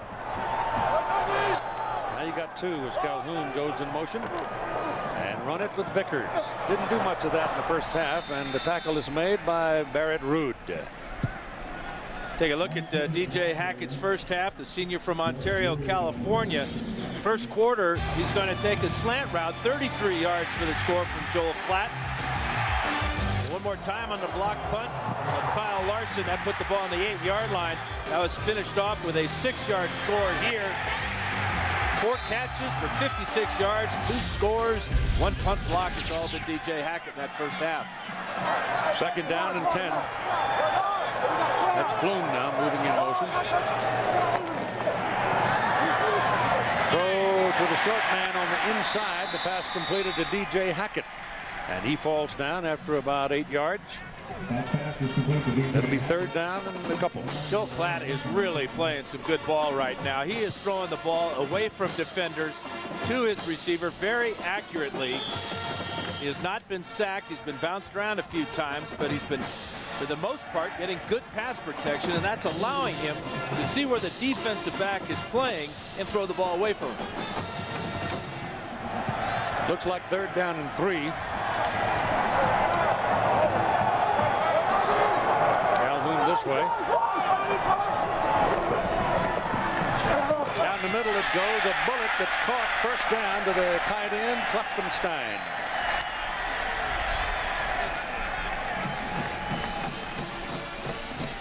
Klatt did a nice job of reading the coverage that time. He wanted to go outside to his wide receivers, but Nebraska rolled up. So he looked for his tight end right over the middle here. Watch his eyes go over here, though. It's where he wanted to throw the ball. He had to come off to his outlet receiver, and Klopfenstein, using that big body, shields Barrett Ruud from the ball. Calhoun.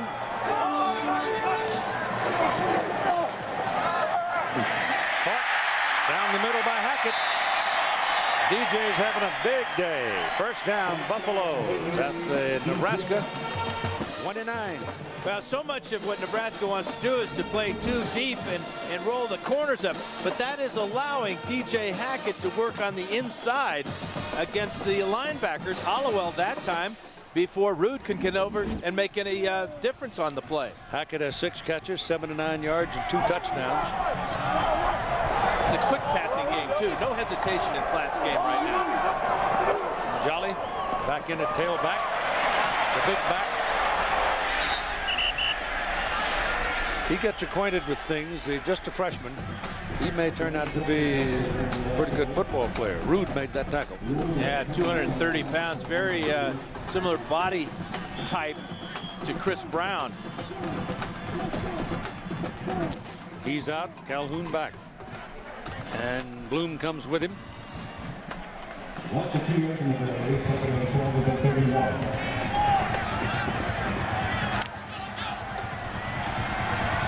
DJ Hackett is back on the field along with McCoy. They're the white people. And you got a timeout called by Colorado. So somebody didn't understand something, and they'll discuss it.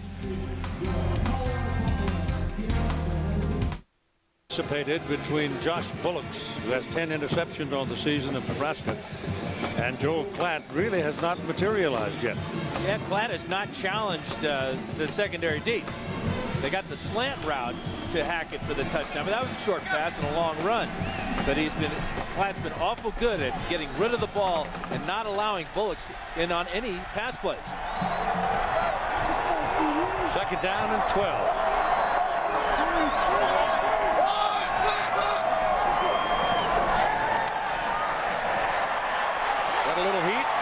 right away and throws it away. Got outside the tackle. He can throw it any place he wants. Part of the reason we anticipated Josh Bullocks and Joel Klatt to have this matchup is because number 20 for the Cornhuskers leads the nation with 10 interceptions on the year. That's just 4 short of the NCAA record, but he's got great hands and he plays that center field position extremely well. When the ball comes to him, he catches it. The ball just hasn't come anywhere near him in this first half.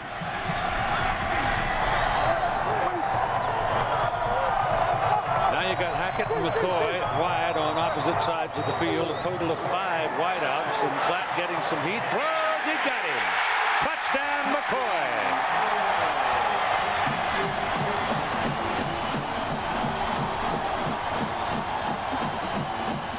McCoy hasn't caught a lot of balls today, but he makes them count, doesn't he?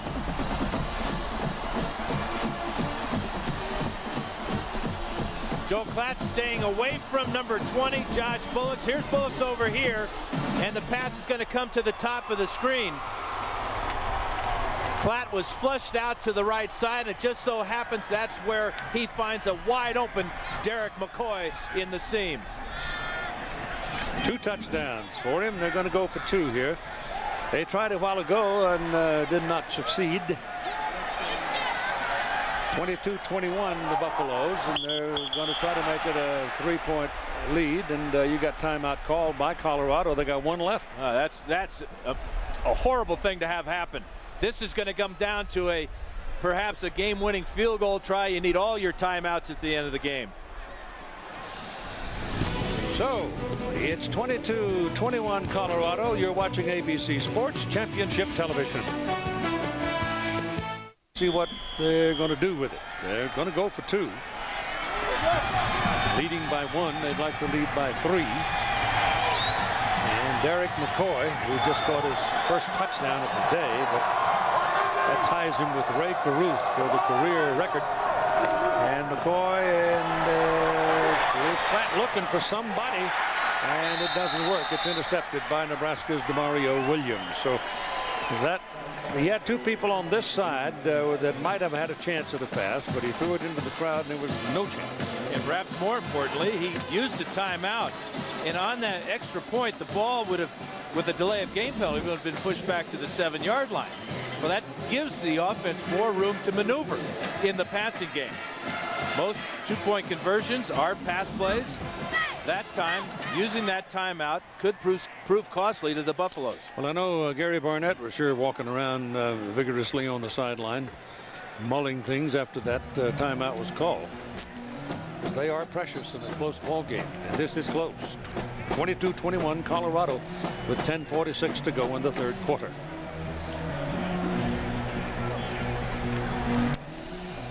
Mason Crosby will kick it off to re-emphasize that McCoy's 20th career touchdown reception ties the Colorado career receiving record for TDs with Ray Caruth. That's Josh Davis waiting at the goal line.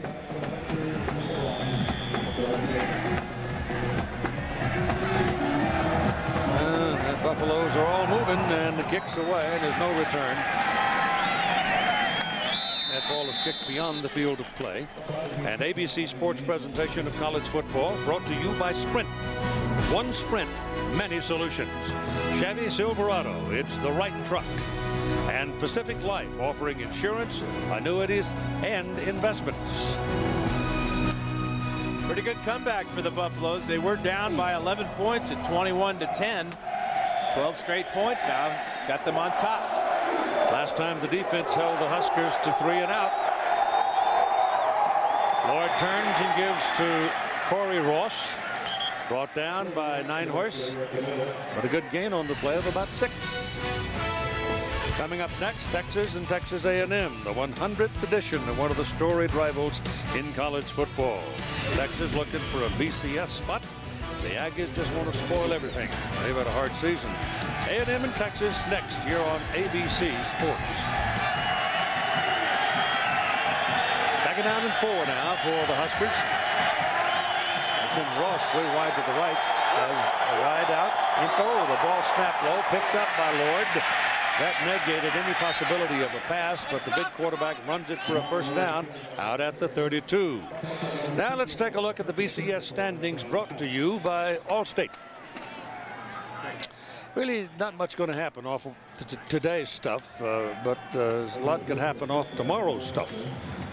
LSU, of course, is the principal player in things going on. Texas needs to win to stay in the mix of a BCS spot. Number 6 position. This is Lord. And they finally collar him up on the 36-yard line. Brandon Dabdoub, junior out of Metairie, Louisiana. Him down. The roster of the Colorado Buffaloes shows some national recruiting, but not as much as Nebraska. They got him from everywhere. 25 states on the Cornhusker roster right now. Sean Tufts had a big first half with 9 tackles, only to be matched by the guy named Rude for Nebraska. He had 9 tackles in the first half too. Second down, 6. Try the run with Judd Davies, and it's good for a first down out to the 44-yard line, and here's Todd. Well, Keith, when Sean Tufts is not tackling opposing players, he's making things out of duct tape. Belts, visors, wallets, so he whipped me up a custom T. Diddy original duct tape belt. Now, I think the kids call this the bling bling, but I'll tell you what, Batman's utility belt's got nothing on this. I don't think it's going to break. A little snug, but I think that was the turkey from last night. Can I borrow it? First down and 10.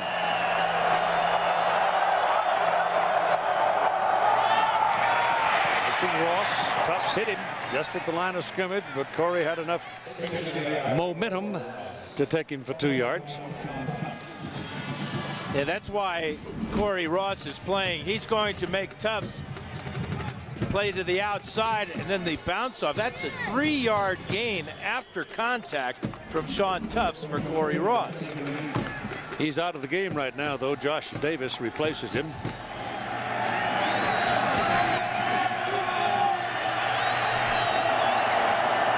Single back. Lord's got it. Wants to throw. Throws short.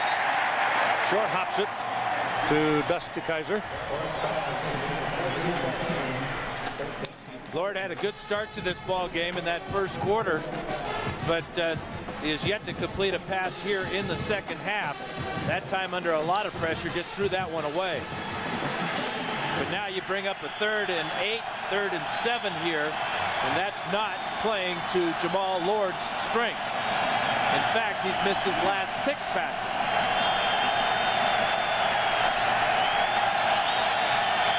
Judd Davis back in to block. To the sidelines, completes it. And it's thrown to Mark LaFleur, and it's good for a first down by a yard on the Colorado 45-yard line. Buffaloes were in man-to-man coverage, and they just dropped the coverage on LaFleur. The inside receiver just going to go down and out. And a bad angle there taken by Billingsley, and he's way late on this fine throw by Jamal Lord.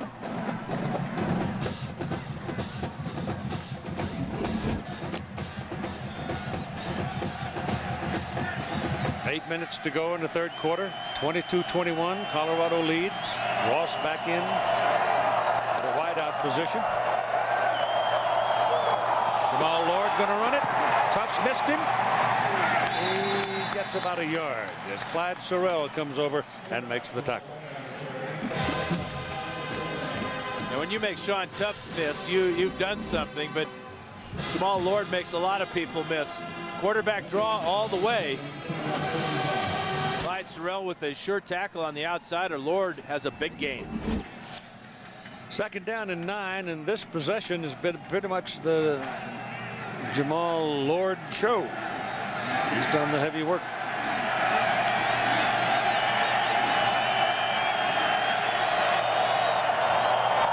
Got it. Wanted to go downtown with it. Steps away from one tackle. The third man finally got him. And he's down at the 40-yard line. He's 5 yards short of his first down. DeAndre Fluellen made no relation to the other Fluellen. He's from Houston, Texas, and weighs 300 pounds. The other's the little fellow. John Tufts was the man. He broke the tackle. He just ran right through him. He doesn't give you much of a target. I mean, he's a big guy at 220 pounds, but Lord is very shifty. He breaks those arm tackles easily.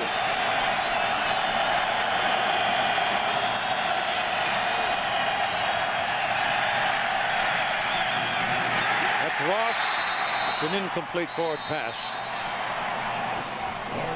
And so the possession runs out of steam.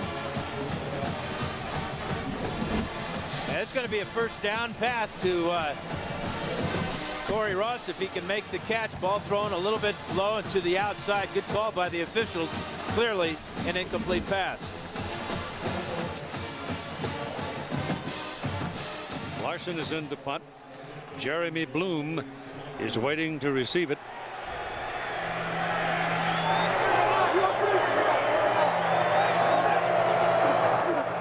Snapped a little high, but it's all right.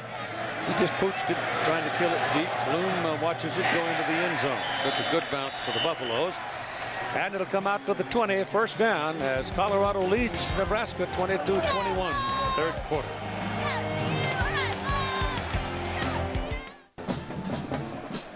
(22-21) ball game, 6:28 to go, third quarter. The sun out, bright and shiny and very pleasant now as the temperatures reached its probably apex for the day. And we're just past noon. Well, it might go a little higher, but they were anticipating something in the mid to upper 50s before the sun went down. Now Colorado goes to work. First down at its own 20-yard line. Calhoun's the deep back. He gets the ball. Slipped through a nice little crack there and picked up 8 yards. One of the great stories that Todd Harris started the story at the beginning of the day about John Hesler, former quarterback here, having been involved in an accident, having been in a coma since October 19, and at Thanksgiving time he opened his eyes and started talking. John was a great competitor. He came on in relief of some games early on and then became the starting quarterback and has become a huge story in this Thanksgiving time. Flat back. Little heat on him. Ran into his own man and fell down. Now let's continue the Hesler story with Todd Harris. All right, Keith, I'm with the happiest family in all of Colorado, maybe all of America, the Hesler family, as you pointed out. John out of the coma. His sister, Jolene. And what is the latest on John? What's the condition and maybe the prognosis? John is doing great. He is actually doing therapy, and that's his main focus right now. He actually had to have the TV turned off today because he was focusing more on this game than therapy. He's doing great, and we want to thank everybody for their prayers. Wish him our very best, and on behalf of us at ABC Sports, a football signed by 2 Hall of Famers, Dan Fouts and Keith Jackson, and send him our very best. Thank you very much. Keith, back up to you. All good luck to you, John. Absolutely. This therapy today, this lead for Colorado is doing everybody good. Ball thrown to the outside to John Donahoe, and Donahoe carries to the 45-yard line and a first down for the Buffaloes. Barrett Rood made the tackle. Remember now, the Buffaloes need to win this ball game to be bowl eligible. Again, you can see Klatt just surveying the field, finding where his receivers are uncovered in this Nebraska zone defense.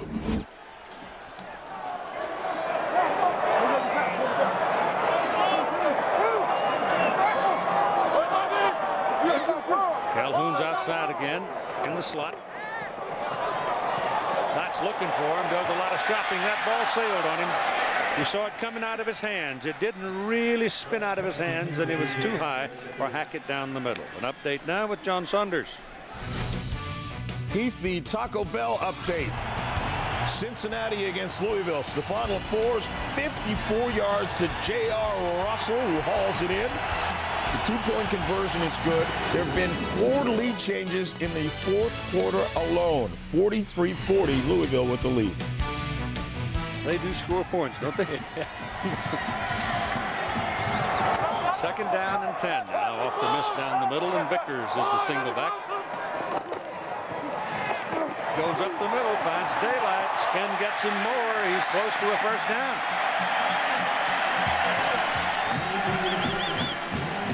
And that's more like Colorado Buffalo rushing attack A 6'2", 235-pound tailback, Vickers, breaking tackles right up the middle. The offensive line gets a standoff, a spin there, and still heading towards the goal line is enough to get him almost 10 yards. He's about a foot short, so it'll be third down. Daniel Jolly, the short yardage big fella's in. Quarterback sneak. Offensive line surge, good for the first down.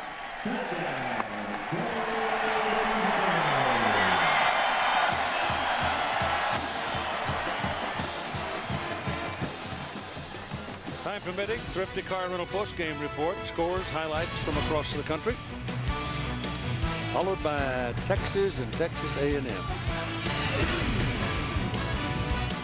Nebraska somehow is going to have to find a pass rush. Platt went down on the a couple of plays ago, but he went down when he ran into his own man for the only sack of the afternoon.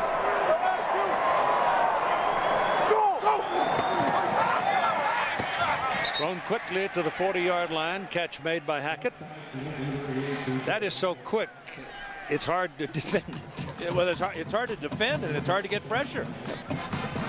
You can tell he's played baseball. You can tell he was a middle infielder because his release is so quick. The ball is right on the shoulder. It comes out quick and accurately. Plus, he's a 21-year-old, very mature young man for his time in the minor leagues. Done in by the deuce.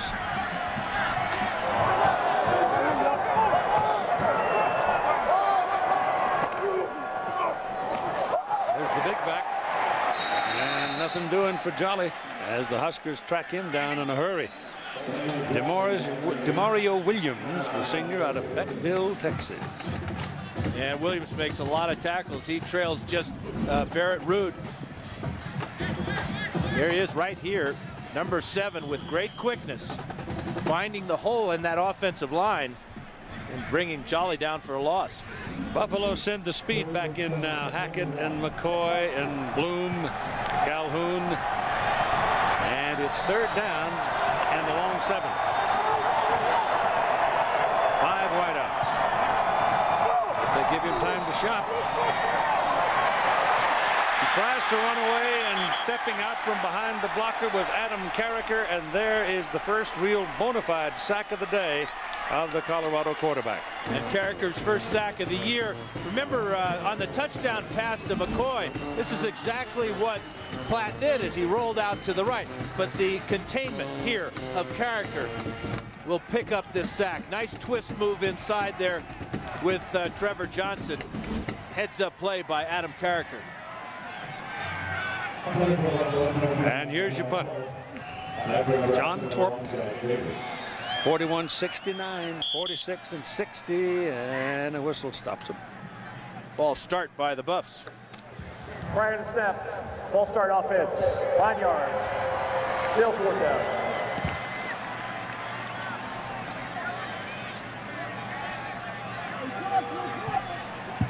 Torp has had 4 punts blocked this season. That'll get any offensive lineman jumping early.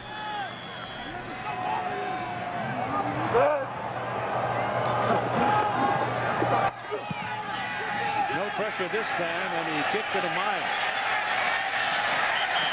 Well, Josh Davis may have made a mistake. He fair caught the ball back at the 6-yard line. If he'd have let it go, it surely would have been in the end zone and out at the 20. It's a 49-yard punt, no return. Tonight, the NBA season on ESPN, a doubleheader, 7:30 Eastern Time. The Kia NBA shoot-around. Then at 8 Eastern, the Cleveland Cavaliers featuring LeBron James. The Cavaliers will meet Ben Wallace and the Detroit Pistons. And at 10:30, a rematch of last season's Western Conference Finals. It's the Lakers and the Spurs. And they're talking about Shaquille playing tonight. On the 10-yard line, Corey Ross on the carry. He'll pick up 3 yards. It was marked down closer to the 7, so it'll be 2nd down and 7.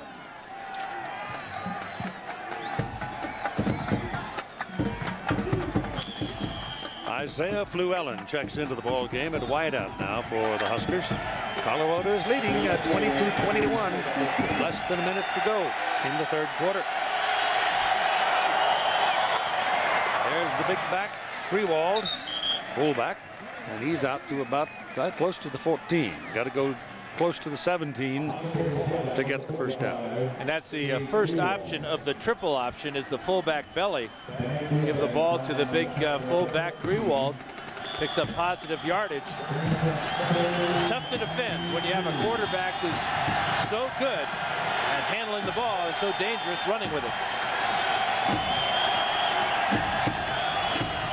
Hope you're going to let the clock run down into the third quarter. And after 3, 22-21, Buffaloes lead. ABC Sports presentation of college football back after this message and the word from our ABC station.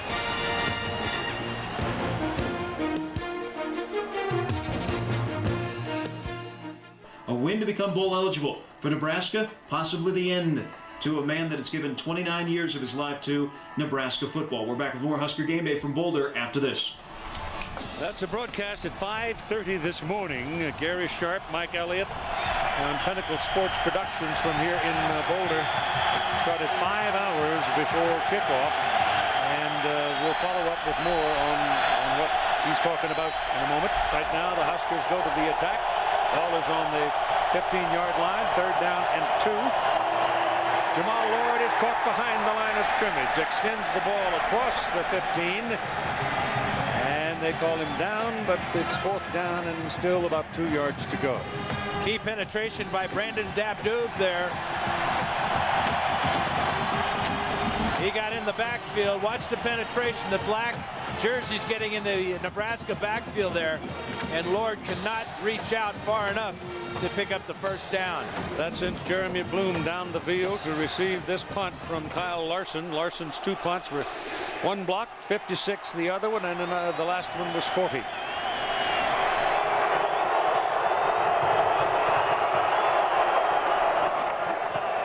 Caused him to move a little bit, but he gets it off. He doesn't get it to turn over, and he shanked it, and the ball goes out of bounds. It'll be Colorado's ball on the Nebraska side of the field. And let's go back now to the Frank Solich story that we're trying to tell here in between plays. Since that devastating loss to Colorado, they went on and lost the Rose Bowl to Miami, and there are the totals 15-11 since that shocking loss to the Colorado Buffaloes. And the rumbling from a bunch of unnamed sources, including some from Texas of all places, about Frank Solich is going to be forced out, or going to be asked to quit, or going to be this and going to be that. We'll hear from Frank in a moment. He made a very simple declarative statement yesterday. First down for Colorado. Ball at the 38-yard line. And back goes Klatt to throw. Steps up with a shovel pass, and it is incomplete.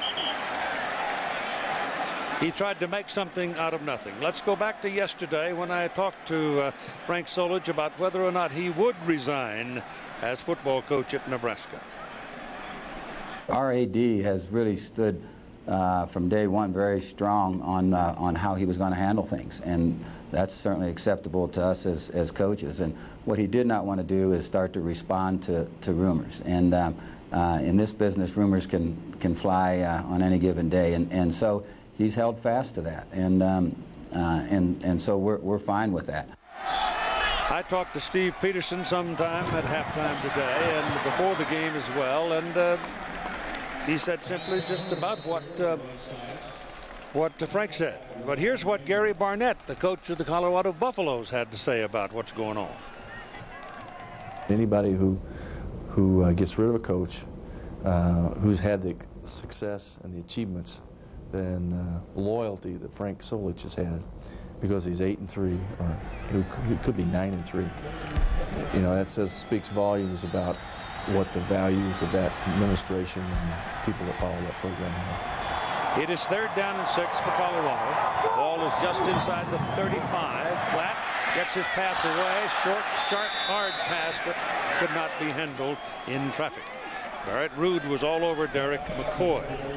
And to sum up, there has been no individual person step up and really be heard. Some of the print media people, and I presume broadcast as well, keep citing unnamed sources. Well, unnamed sources are the least reliable of all things in the world, frankly, in my opinion. If they don't have the courage to step up and be heard expressing their opinion, they ought to shut up. Now, is there anything sleazier than an anonymous booster? No. And Steve Peterson, who was a Husker and went to Tennessee and Ohio State and Pittsburgh and comes back to Nebraska as the athletic director, has a load of credentials, and he said very simply, we will talk about all of this at the end of the season as we go through personnel evaluation. Now let's join Todd Harris. Well, Keith, just to follow up on the Frank Solich situation, I had a chance to listen on the Big 12 coaches teleconference this week, and a few of the coaches made their voices heard. Bill Snyder of K-State said, Frank has meant so much to the University of Nebraska over the years. I'm hard-pressed to think this is much more than a rumor.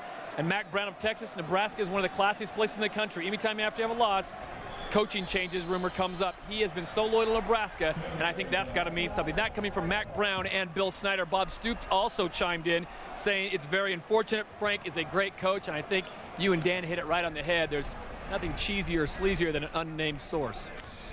All right, now let's get back to the football game that we've been heard on that subject from the 45-yard line, and I think it needs to be discussed in terms of those who are not involved, really, but outsiders looking in. Here's the punt now after the burning the clock, and this is a terrible punt. It goes straight up in the air and then backs up the field. And there's nothing more embarrassing than downing your own punt. 5 yards on the punt. So Torp, who has been 69, 60, 49, 46, hits one for 5. The wind, and he had a bad kick.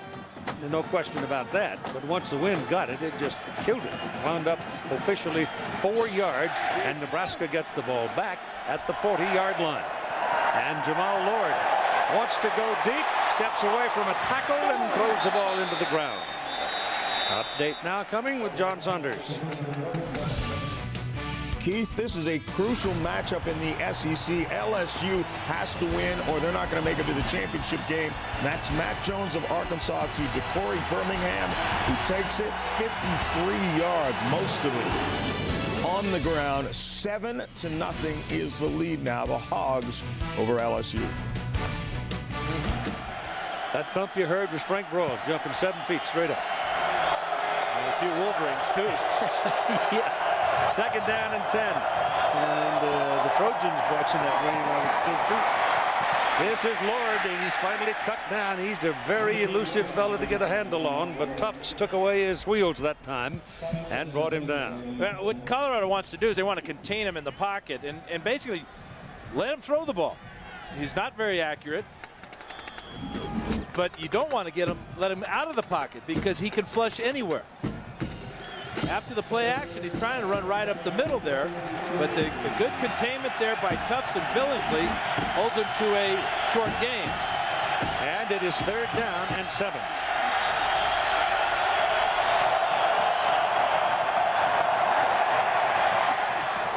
Oh, that's a good throw, but it's a better catch on Matt Harrian's part, and he's going to be just a tad short of a 1st down. Yeah, it was a good throw. You're right, Keith, because what Lord does is he throws it to Harrian away from Akarika Dawn, number 12. That should have been called pass interference on Dawn as he was all over Harrian's back. It's 4th and 1. They're going. And they're going to keep the ball in Jamal Lord's hands here. 0 for 3 on 4th down. Maybe 0 for 4. Yeah, he didn't get it. Yeah, maybe he did after that second effort. Yeah, he rolled a bit to the right, and that might have done it. He was stoned, though, as he took the snap. The Buffaloes were so low at the point of attack that they stopped his initial thrust, but great effort to get the 1st down. Dub-Doob had him short, and then he rolled off of him and got it. Well, look how low they are. And watch what they're doing. They're going to submarine the center right here, and the linebackers come over the top. And then the desire and effort by Lord right there picks up that 1st down. Big play in this ball game. He's got his man. Pass is caught by Pilkington, and he's out of bounds at the 30-yard line. Move the chains. Very, very big play to keep that ball on that 4th down charge by the quarterback, and then follow it with a play like that, and they're knocking on the door. Yeah, misdirection as Lord came out this way. You can see Pilkington going across the field the other way, running away from J.J. Billingsley and setting up the Huskers at the 30. Second catch of the afternoon for Pilkington. Now, what a huge one that was.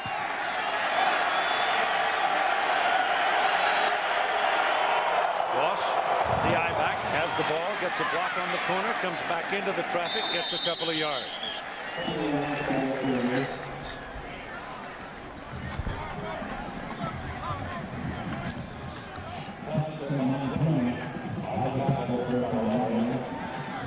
Second down and 8 now for Nebraska. Time remaining 10:50, 22-21, Colorado.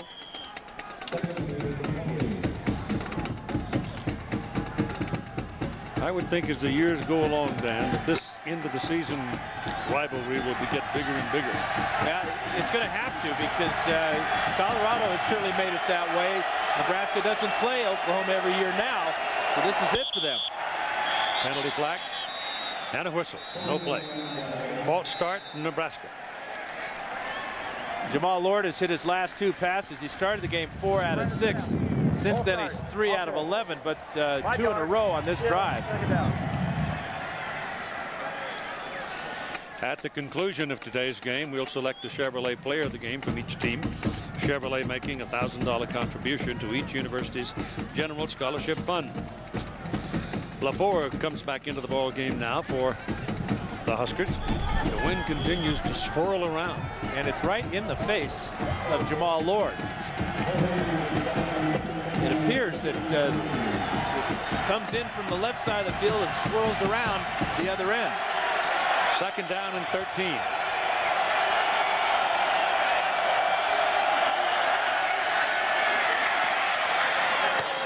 Big target over there. Pass is caught by Tim Lilly, senior out of Lakewood, Colorado. And they'll be looking at about 4 yards to keep the ball here. Take a look at Jamal Lord's throwing motion. When he drops the ball down below his shoulders there, that affects his accuracy, but not so much on that play there. He did a good job of coming off his primary receiver to find Liley on the sidelines. 3rd down and 4.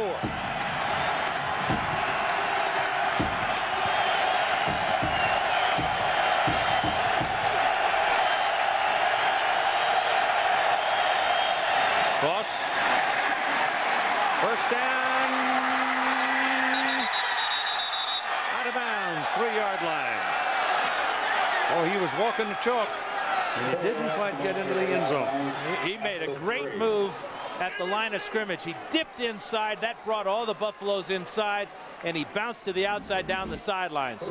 Watch this move. He'll come up here, dip in here, and then down the sidelines. That move right there brought Dabdoob inside, and now he's beyond Clyde Sorrell and all the way down to where he steps out at the 3. First and goal.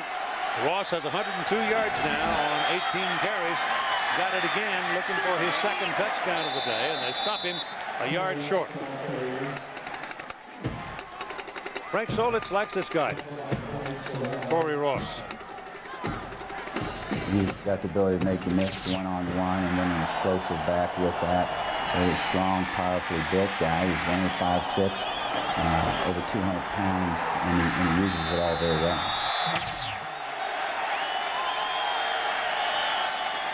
Got it again. Oh, this time the Buffalo stop him short of the line of scrimmage.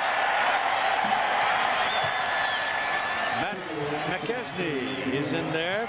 McChesney, a junior out of Longmont, just locked his legs, and with help from Dabdoob, they stop him cold.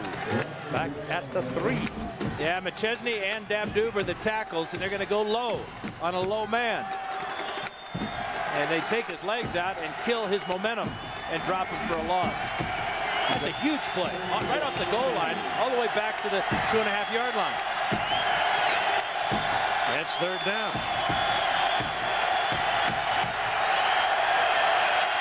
Lord wants timeout. Huskers have 2 remaining. That's their first in the second half. Colorado trying to protect the 22-21 lead.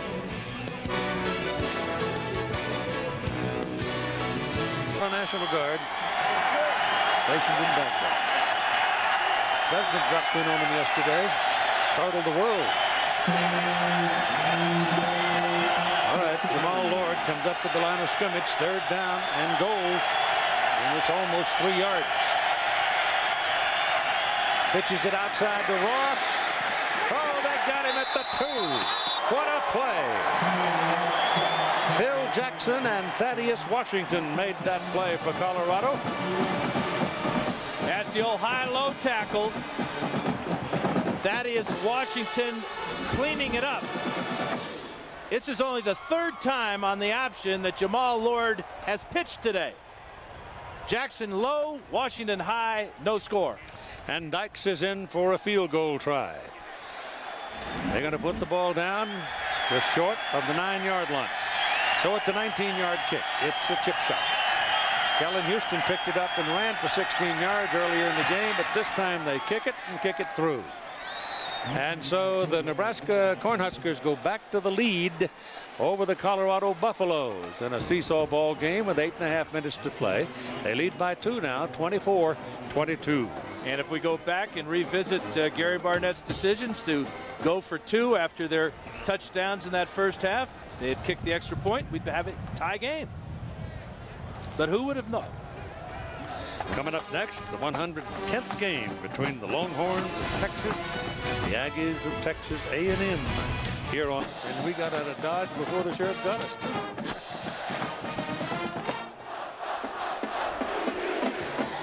Ball on the 35-yard line.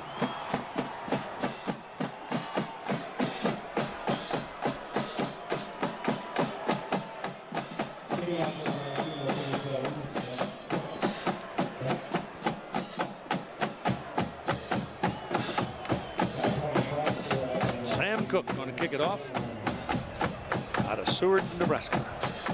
Boom. Oh, that thing's it's hot. Way back. No play on it. Comes out to the 20. First down. 8.5 minutes exactly to play in the ball game. ABC Sports presentation of college football brought to you by Pontiac. Vote for this week's ultimate Pontiac high performance play at ESPN. At the 20.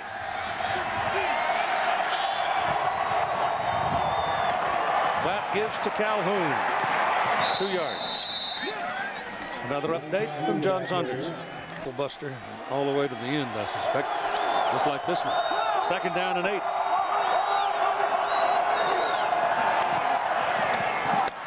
Ball thrown underneath to Jesse Wallace, tight end. And Wallace has 2 more yards. Time for our Pacific Life game summary, and let's go back and revisit the 2-point conversion tries after the touchdown. DJ Hackett with this catch right there. That made the score 21-16. The extra point knocked down by Barrett Ruud, and then this long touchdown pass to McCoy from 31 yards out, and the 2-pointer is intercepted there.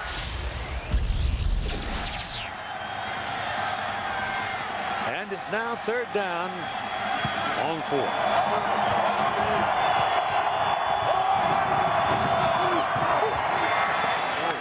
Intercepted. Tim Hollowell stepped back, picked it off, and he goes down at the 6-yard line. Interception by TJ Hollowell. Oh my, he hasn't made many mistakes today, but that's one he shouldn't have thrown. Yeah, he really stared down his receiver that time on the quick out. Hollowell picks up his 2nd interception of the season, and for the Cornhuskers, this is 28 interceptions now. That's why they lead the nation in turnover. That ball thrown right to Hollowell, who's just playing a zone. Trying to get the ball in behind him to DJ Hackett. Good return, too, for Hollowell. And it's 1st and goal at the 6. They've got Judd Davies, the single back. They give it to the big old fullback, and he's going to take him down to the 3. So he got half of it. Davies and Krewall both are 245-pounders, so they've got some sock at that position. Plus 19 turnover margin. Phenomenal. And Corey Ross comes back into the ball game at tailback or I-back. That's with new defensive coordinator Bo Pelini, who was influenced by his days with George Seifert and Pete Carroll. 2nd and goal from the 3. Davies, he took a solid hit and he didn't get there. And the man had laid it on him. Number 98 looked like that dude. Interesting choice of personnel here too, Keith, with big Judd Davies getting those last 2 carries. Josh Davis not in the game. Now Corey Ross is back in at the I-back. And they change their alignment a little bit and give it to Corey Ross. No, it's Jamal Lord keeping it. And he is ripped out of bounds short of the goal line by Brian Ewu. Boy, Lord almost was able to reach across the plane one more time for the score, but this tackle by Ewu, look how he reaches out. Oh, I'm not so sure he didn't break the plane. I don't think so. The official was backing up to get out of the way. Here's the official who's going to make the call here. Well, that is so close. Yeah, but I think the ball was beyond the field of play. He might have been out of bounds. When he reached there, yep. What an effort. Timeout. Nebraska obviously the one taking it to talk about what we're going to do. It's 4th down and a foot. Is it sellout time, or do you go ahead and kick 3? No, you go for this one. Worst thing that can happen is you don't make it and you've got Colorado on the 1-yard line with 99 to go. You still have the lead. Wind has started to quiet down a bit. And you've got a dangerous quarterback. Jamal Lord with the athletic ability. I mean, he could take a quarterback sneak and jump over the top and get in. Remember, Colorado with their defensive linemen, Dab, Dube, and McChesney, like to play real low. Clears the way for the linebackers. Tufts to come over the top.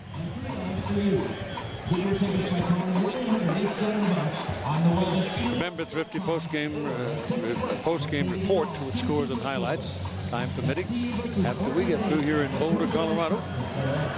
Looks to me like they're going to have ties. This is where it's a real plus for Nebraska to have a quarterback like Jamal Lord.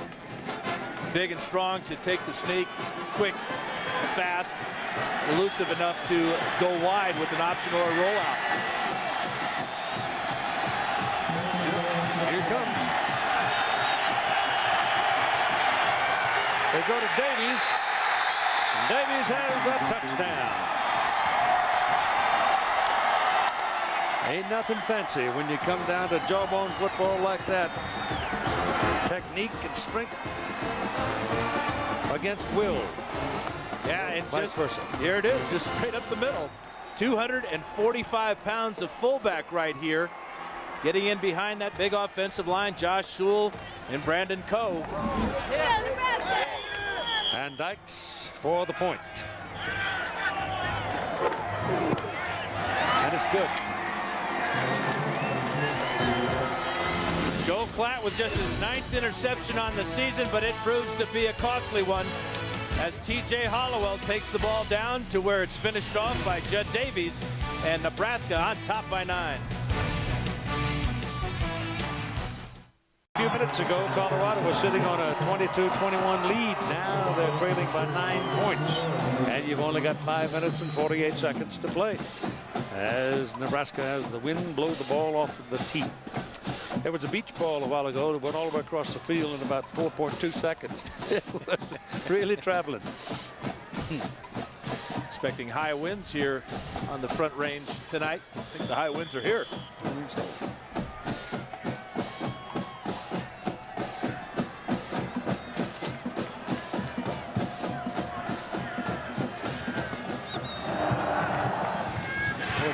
These kickoffs have been something today. Hits the goalpost way up near the top of the upright. I mean, that was going into the stands. Take a look at the pass chart for Joel Klatt. 17 out of 32 for 200 yards, 3 touchdowns. But you can notice he's only thrown 4 times down the field. That's because of Josh Bullock's and his 10 interceptions on the season. But it was this one interception that may have killed the Buffaloes this afternoon. All right, 5:48 to play. Down by 9, shotgun. Joel Klatt getting heat, gets stripped, loses his balance, going to pick up a little bit, run him out of bounds. He's got 5 yards. Pretty good effort, not only to avoid the sack or the short gain, but then keeps his balance long enough, gets all the way to the sidelines, and kills the clock. Remember, they just have 1 timeout left.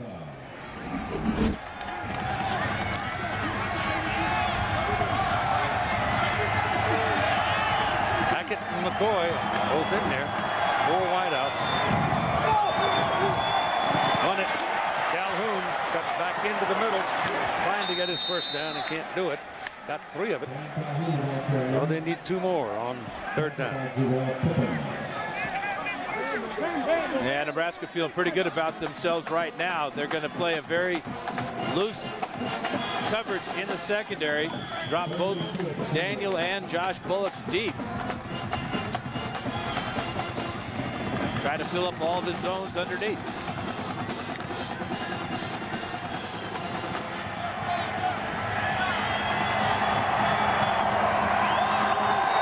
Big play in the ball game right here. 3rd down 2. Going to throw for it. Down the middle. Ball caught. Klopfenstein makes the catch, the tight end, and he's down at the 36. Move the chains. The Buffaloes are still alive at 4:52 to play in the game. Here's the Bullock boys right here. They're just going to play deep. Everybody else will just fill in the lower areas, and then the tight end will come down the middle here. Klopfenstein with a big catch there to keep the drive alive.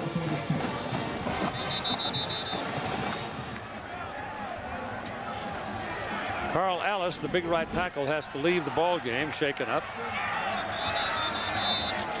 And John Laurie stops it for a moment.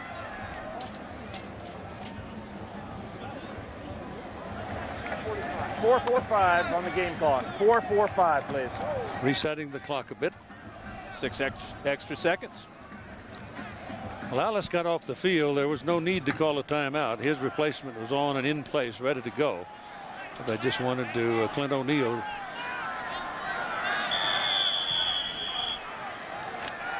O'Neill had to relieve Sam Wilder earlier. Now he's on in relief of Carl Ellis. 4 wideouts. 1st down and 10. To the sidelines, pass caught. Whoa. DJ Hackett made the catch, but there was a Husker went right in front of him. Yeah, that was old TJ Hollowell looking for his 2nd interception of the afternoon. Watch how close this one gets. This is a rocket by Klatt out to DJ.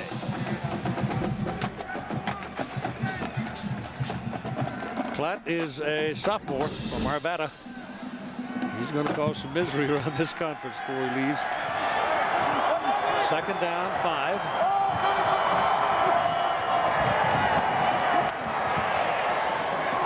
This side, Bloom. That's a 1st down. Up on crosses midfield and goes to the 46 of Nebraska. Klatt will get his team to the line of scrimmage. No time to go back to the huddle now. Clock stops until the chains are reset. In place. Roll the clock at 4:15.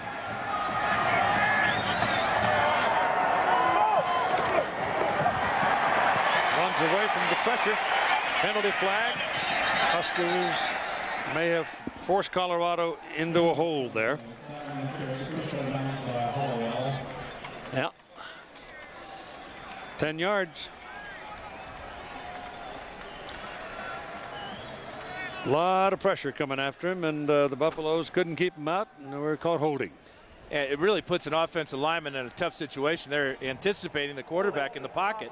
10 yards, still 1st down. And they're blocking and blocking on their man, and all of a sudden their man starts to run away from him without any reason except he's chasing the quarterback, and that usually will get an offensive lineman to reach out and grab somebody. And that happens at 4:05 to play in the ball game. It's put down at the 44 on the Colorado side of the field. At the Colorado 44. Bloom and Hackett are on this side, and that's Jeremy Bloom going in motion to the other side where he's got more field. And there's pressure. A little shovel pass goes to Calhoun. He wanted to come back into the middle where he had some help, but instead he runs right into DeMario Williams, and down he goes. Yeah, that type of play is not going to get you back in this ball game. Nebraska's playing zone. They're all looking into the backfield. They're all got their eyes on the quarterback. Misdirection doesn't mean anything to them. Look at them, they're all staring in here. They can see on this type of play exactly what's happening, how to stop it. Calhoun's got it. Got a little bit of daylight. Penalty flag. It might be a roughing call back there. Calhoun gets it down to the 45 of Nebraska, and it is a roughing call on Nebraska against the quarterback. Yeah, that could have been called holding. Looked like DeMario Williams had a clean shot at the quarterback. 15 from the end of the run, automatic first down. Yeah, he was held and then got loose and then drilled the quarterback too late. That's a huge moment in the ball game for Colorado. They're down by 9 points with 3:24 to play. And at some point now they're in position on the field where they can take advantage of their height advantage at wide receiver with Hackett at 6'3" and Derek McCoy at 6'3". 30-yard line of Nebraska. Staying in the shotgun with 4 wideouts. Down he goes, back at the 40. DeMario Williams just fought off the blocker and went and got him. Yeah, he leads the Cornhuskers in sacks, and at 215 pounds, he's a real sprinter off the edge. He's going to beat Sam Wilder to the quarterback for a huge play for Nebraska.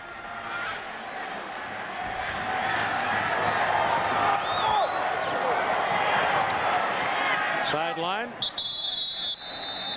Scooped right off the grass by DJ Hackett. Or Derek McCoy, excuse me. That pass is to Jesse Wallace. Returning on the play, TJ Hall.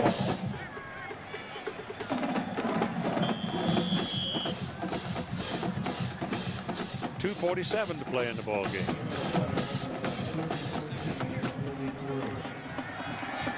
That was Hackett who made the catch. Kelly Hayes going to where? New York, huh? Dreading it over. Middle go with him. That's Bloom.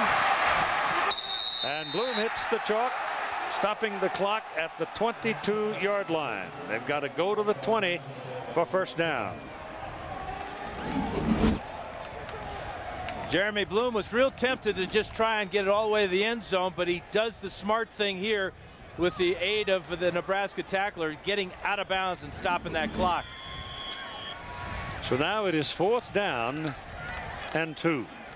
Any hopes for the Buffaloes sitting right here on this play? And they're going to burn their last timeout to talk about it. So let's take this timeout with Nebraska 31-22 over Colorado. To keep possession of the ball, only 2:40 to play in the ball game, and they trail by 9 points. DJ Hackett has been the big target for Joel Klatt throughout this game.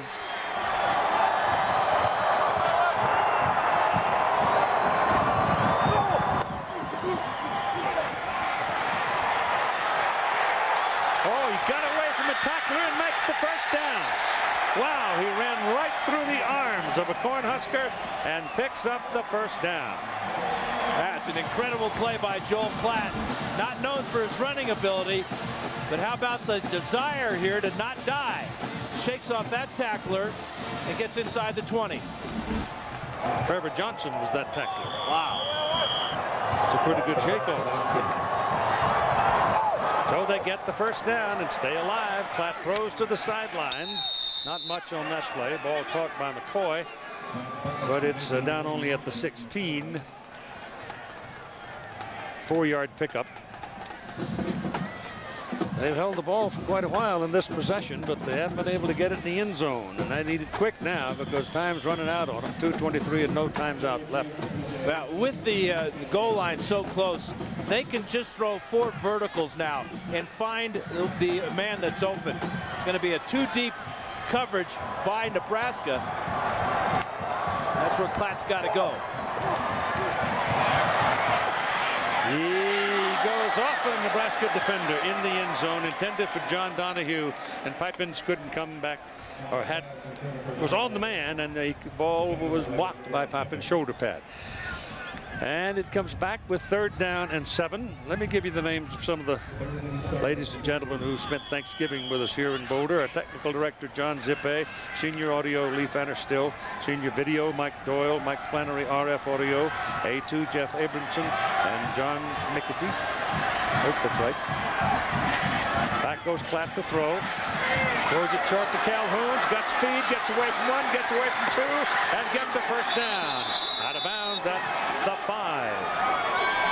At the 5. Maybe the 4. Now, the last time the Buffaloes had the ball down here, they threw an out route to DJ Hackett. This is a good call by Sean Watson and a great run by Calhoun. Right here, he's got to get out of bounds, and he lets the Cornhuskers push him out of bounds. And stops the clock at 2:09 to play in the ball game. 9-point lead for Nebraska. That may be enough now.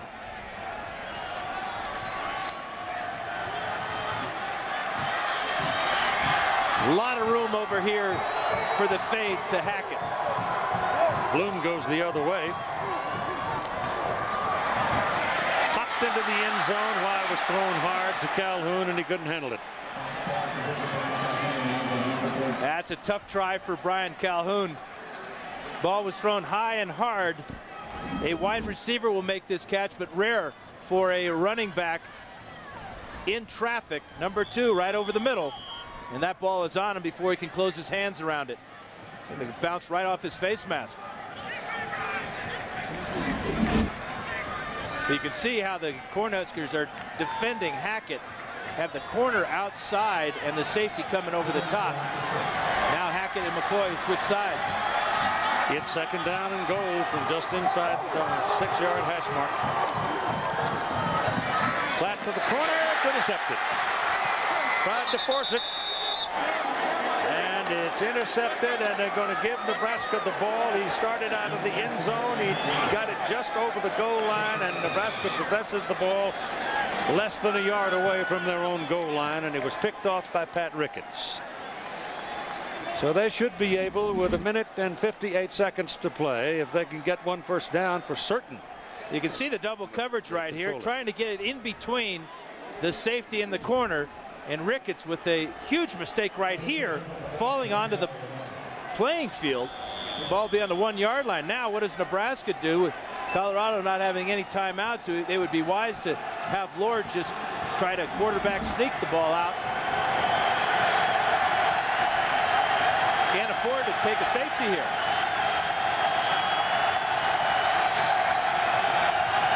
That's what they'll do. No, Colorado now with no more times out, and that gets your clock rolling. And let me continue to recognize the work of the ladies and gentlemen. Our tape operators, Margaret Krause, R.D. Willis, Alex Williams, Javier Pareto, and Mark Clausen. The graphics, Tom Groh. Cameras, Bill Thomas, Tim Lewis, Dana Levin, Steve Bennett, Greg Forrest, Greg Lilly. Telco, Bob Marcus.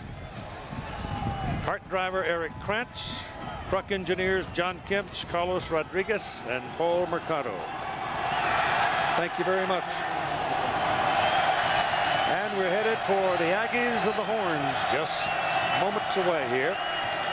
Nebraska runs it one more time, and that gets it rolling. Our today's Chevrolet players of the game are Jamal Lord for Nebraska and DJ Hackett for Colorado. In recognition of their efforts, Chevrolet will make a $1,000 contribution to each university's general scholarship fund. Our thanks very much to Dave Platty for his help during our stop again in Boulder. Always fun to see Mick David. And happy Thanksgiving to you and Terry Ann and our television family. And you and yours up from the snow-capped ridge in Oregon, huh? You got it. and they're just going to run it out. That'll do it, I think, as Nebraska has defeated Colorado here in Boulder by a score of 31-22, and it's just a matter of the time ticking away. And pretty much a full stadium here at Folsom Field today. On a sunny day, cool, yes, but it's supposed to be. It is, after all, the last weekend in November. And the rivalry game this time will go to Nebraska. Colorado trying to defeat the Huskers for a third consecutive time, first time since the middle 50s. But the final score is Nebraska 31, Colorado 22. ABC Sports Online, ESPN.com. Search ABC Sports. Now let's go to John Saunders in Times Square Stadium.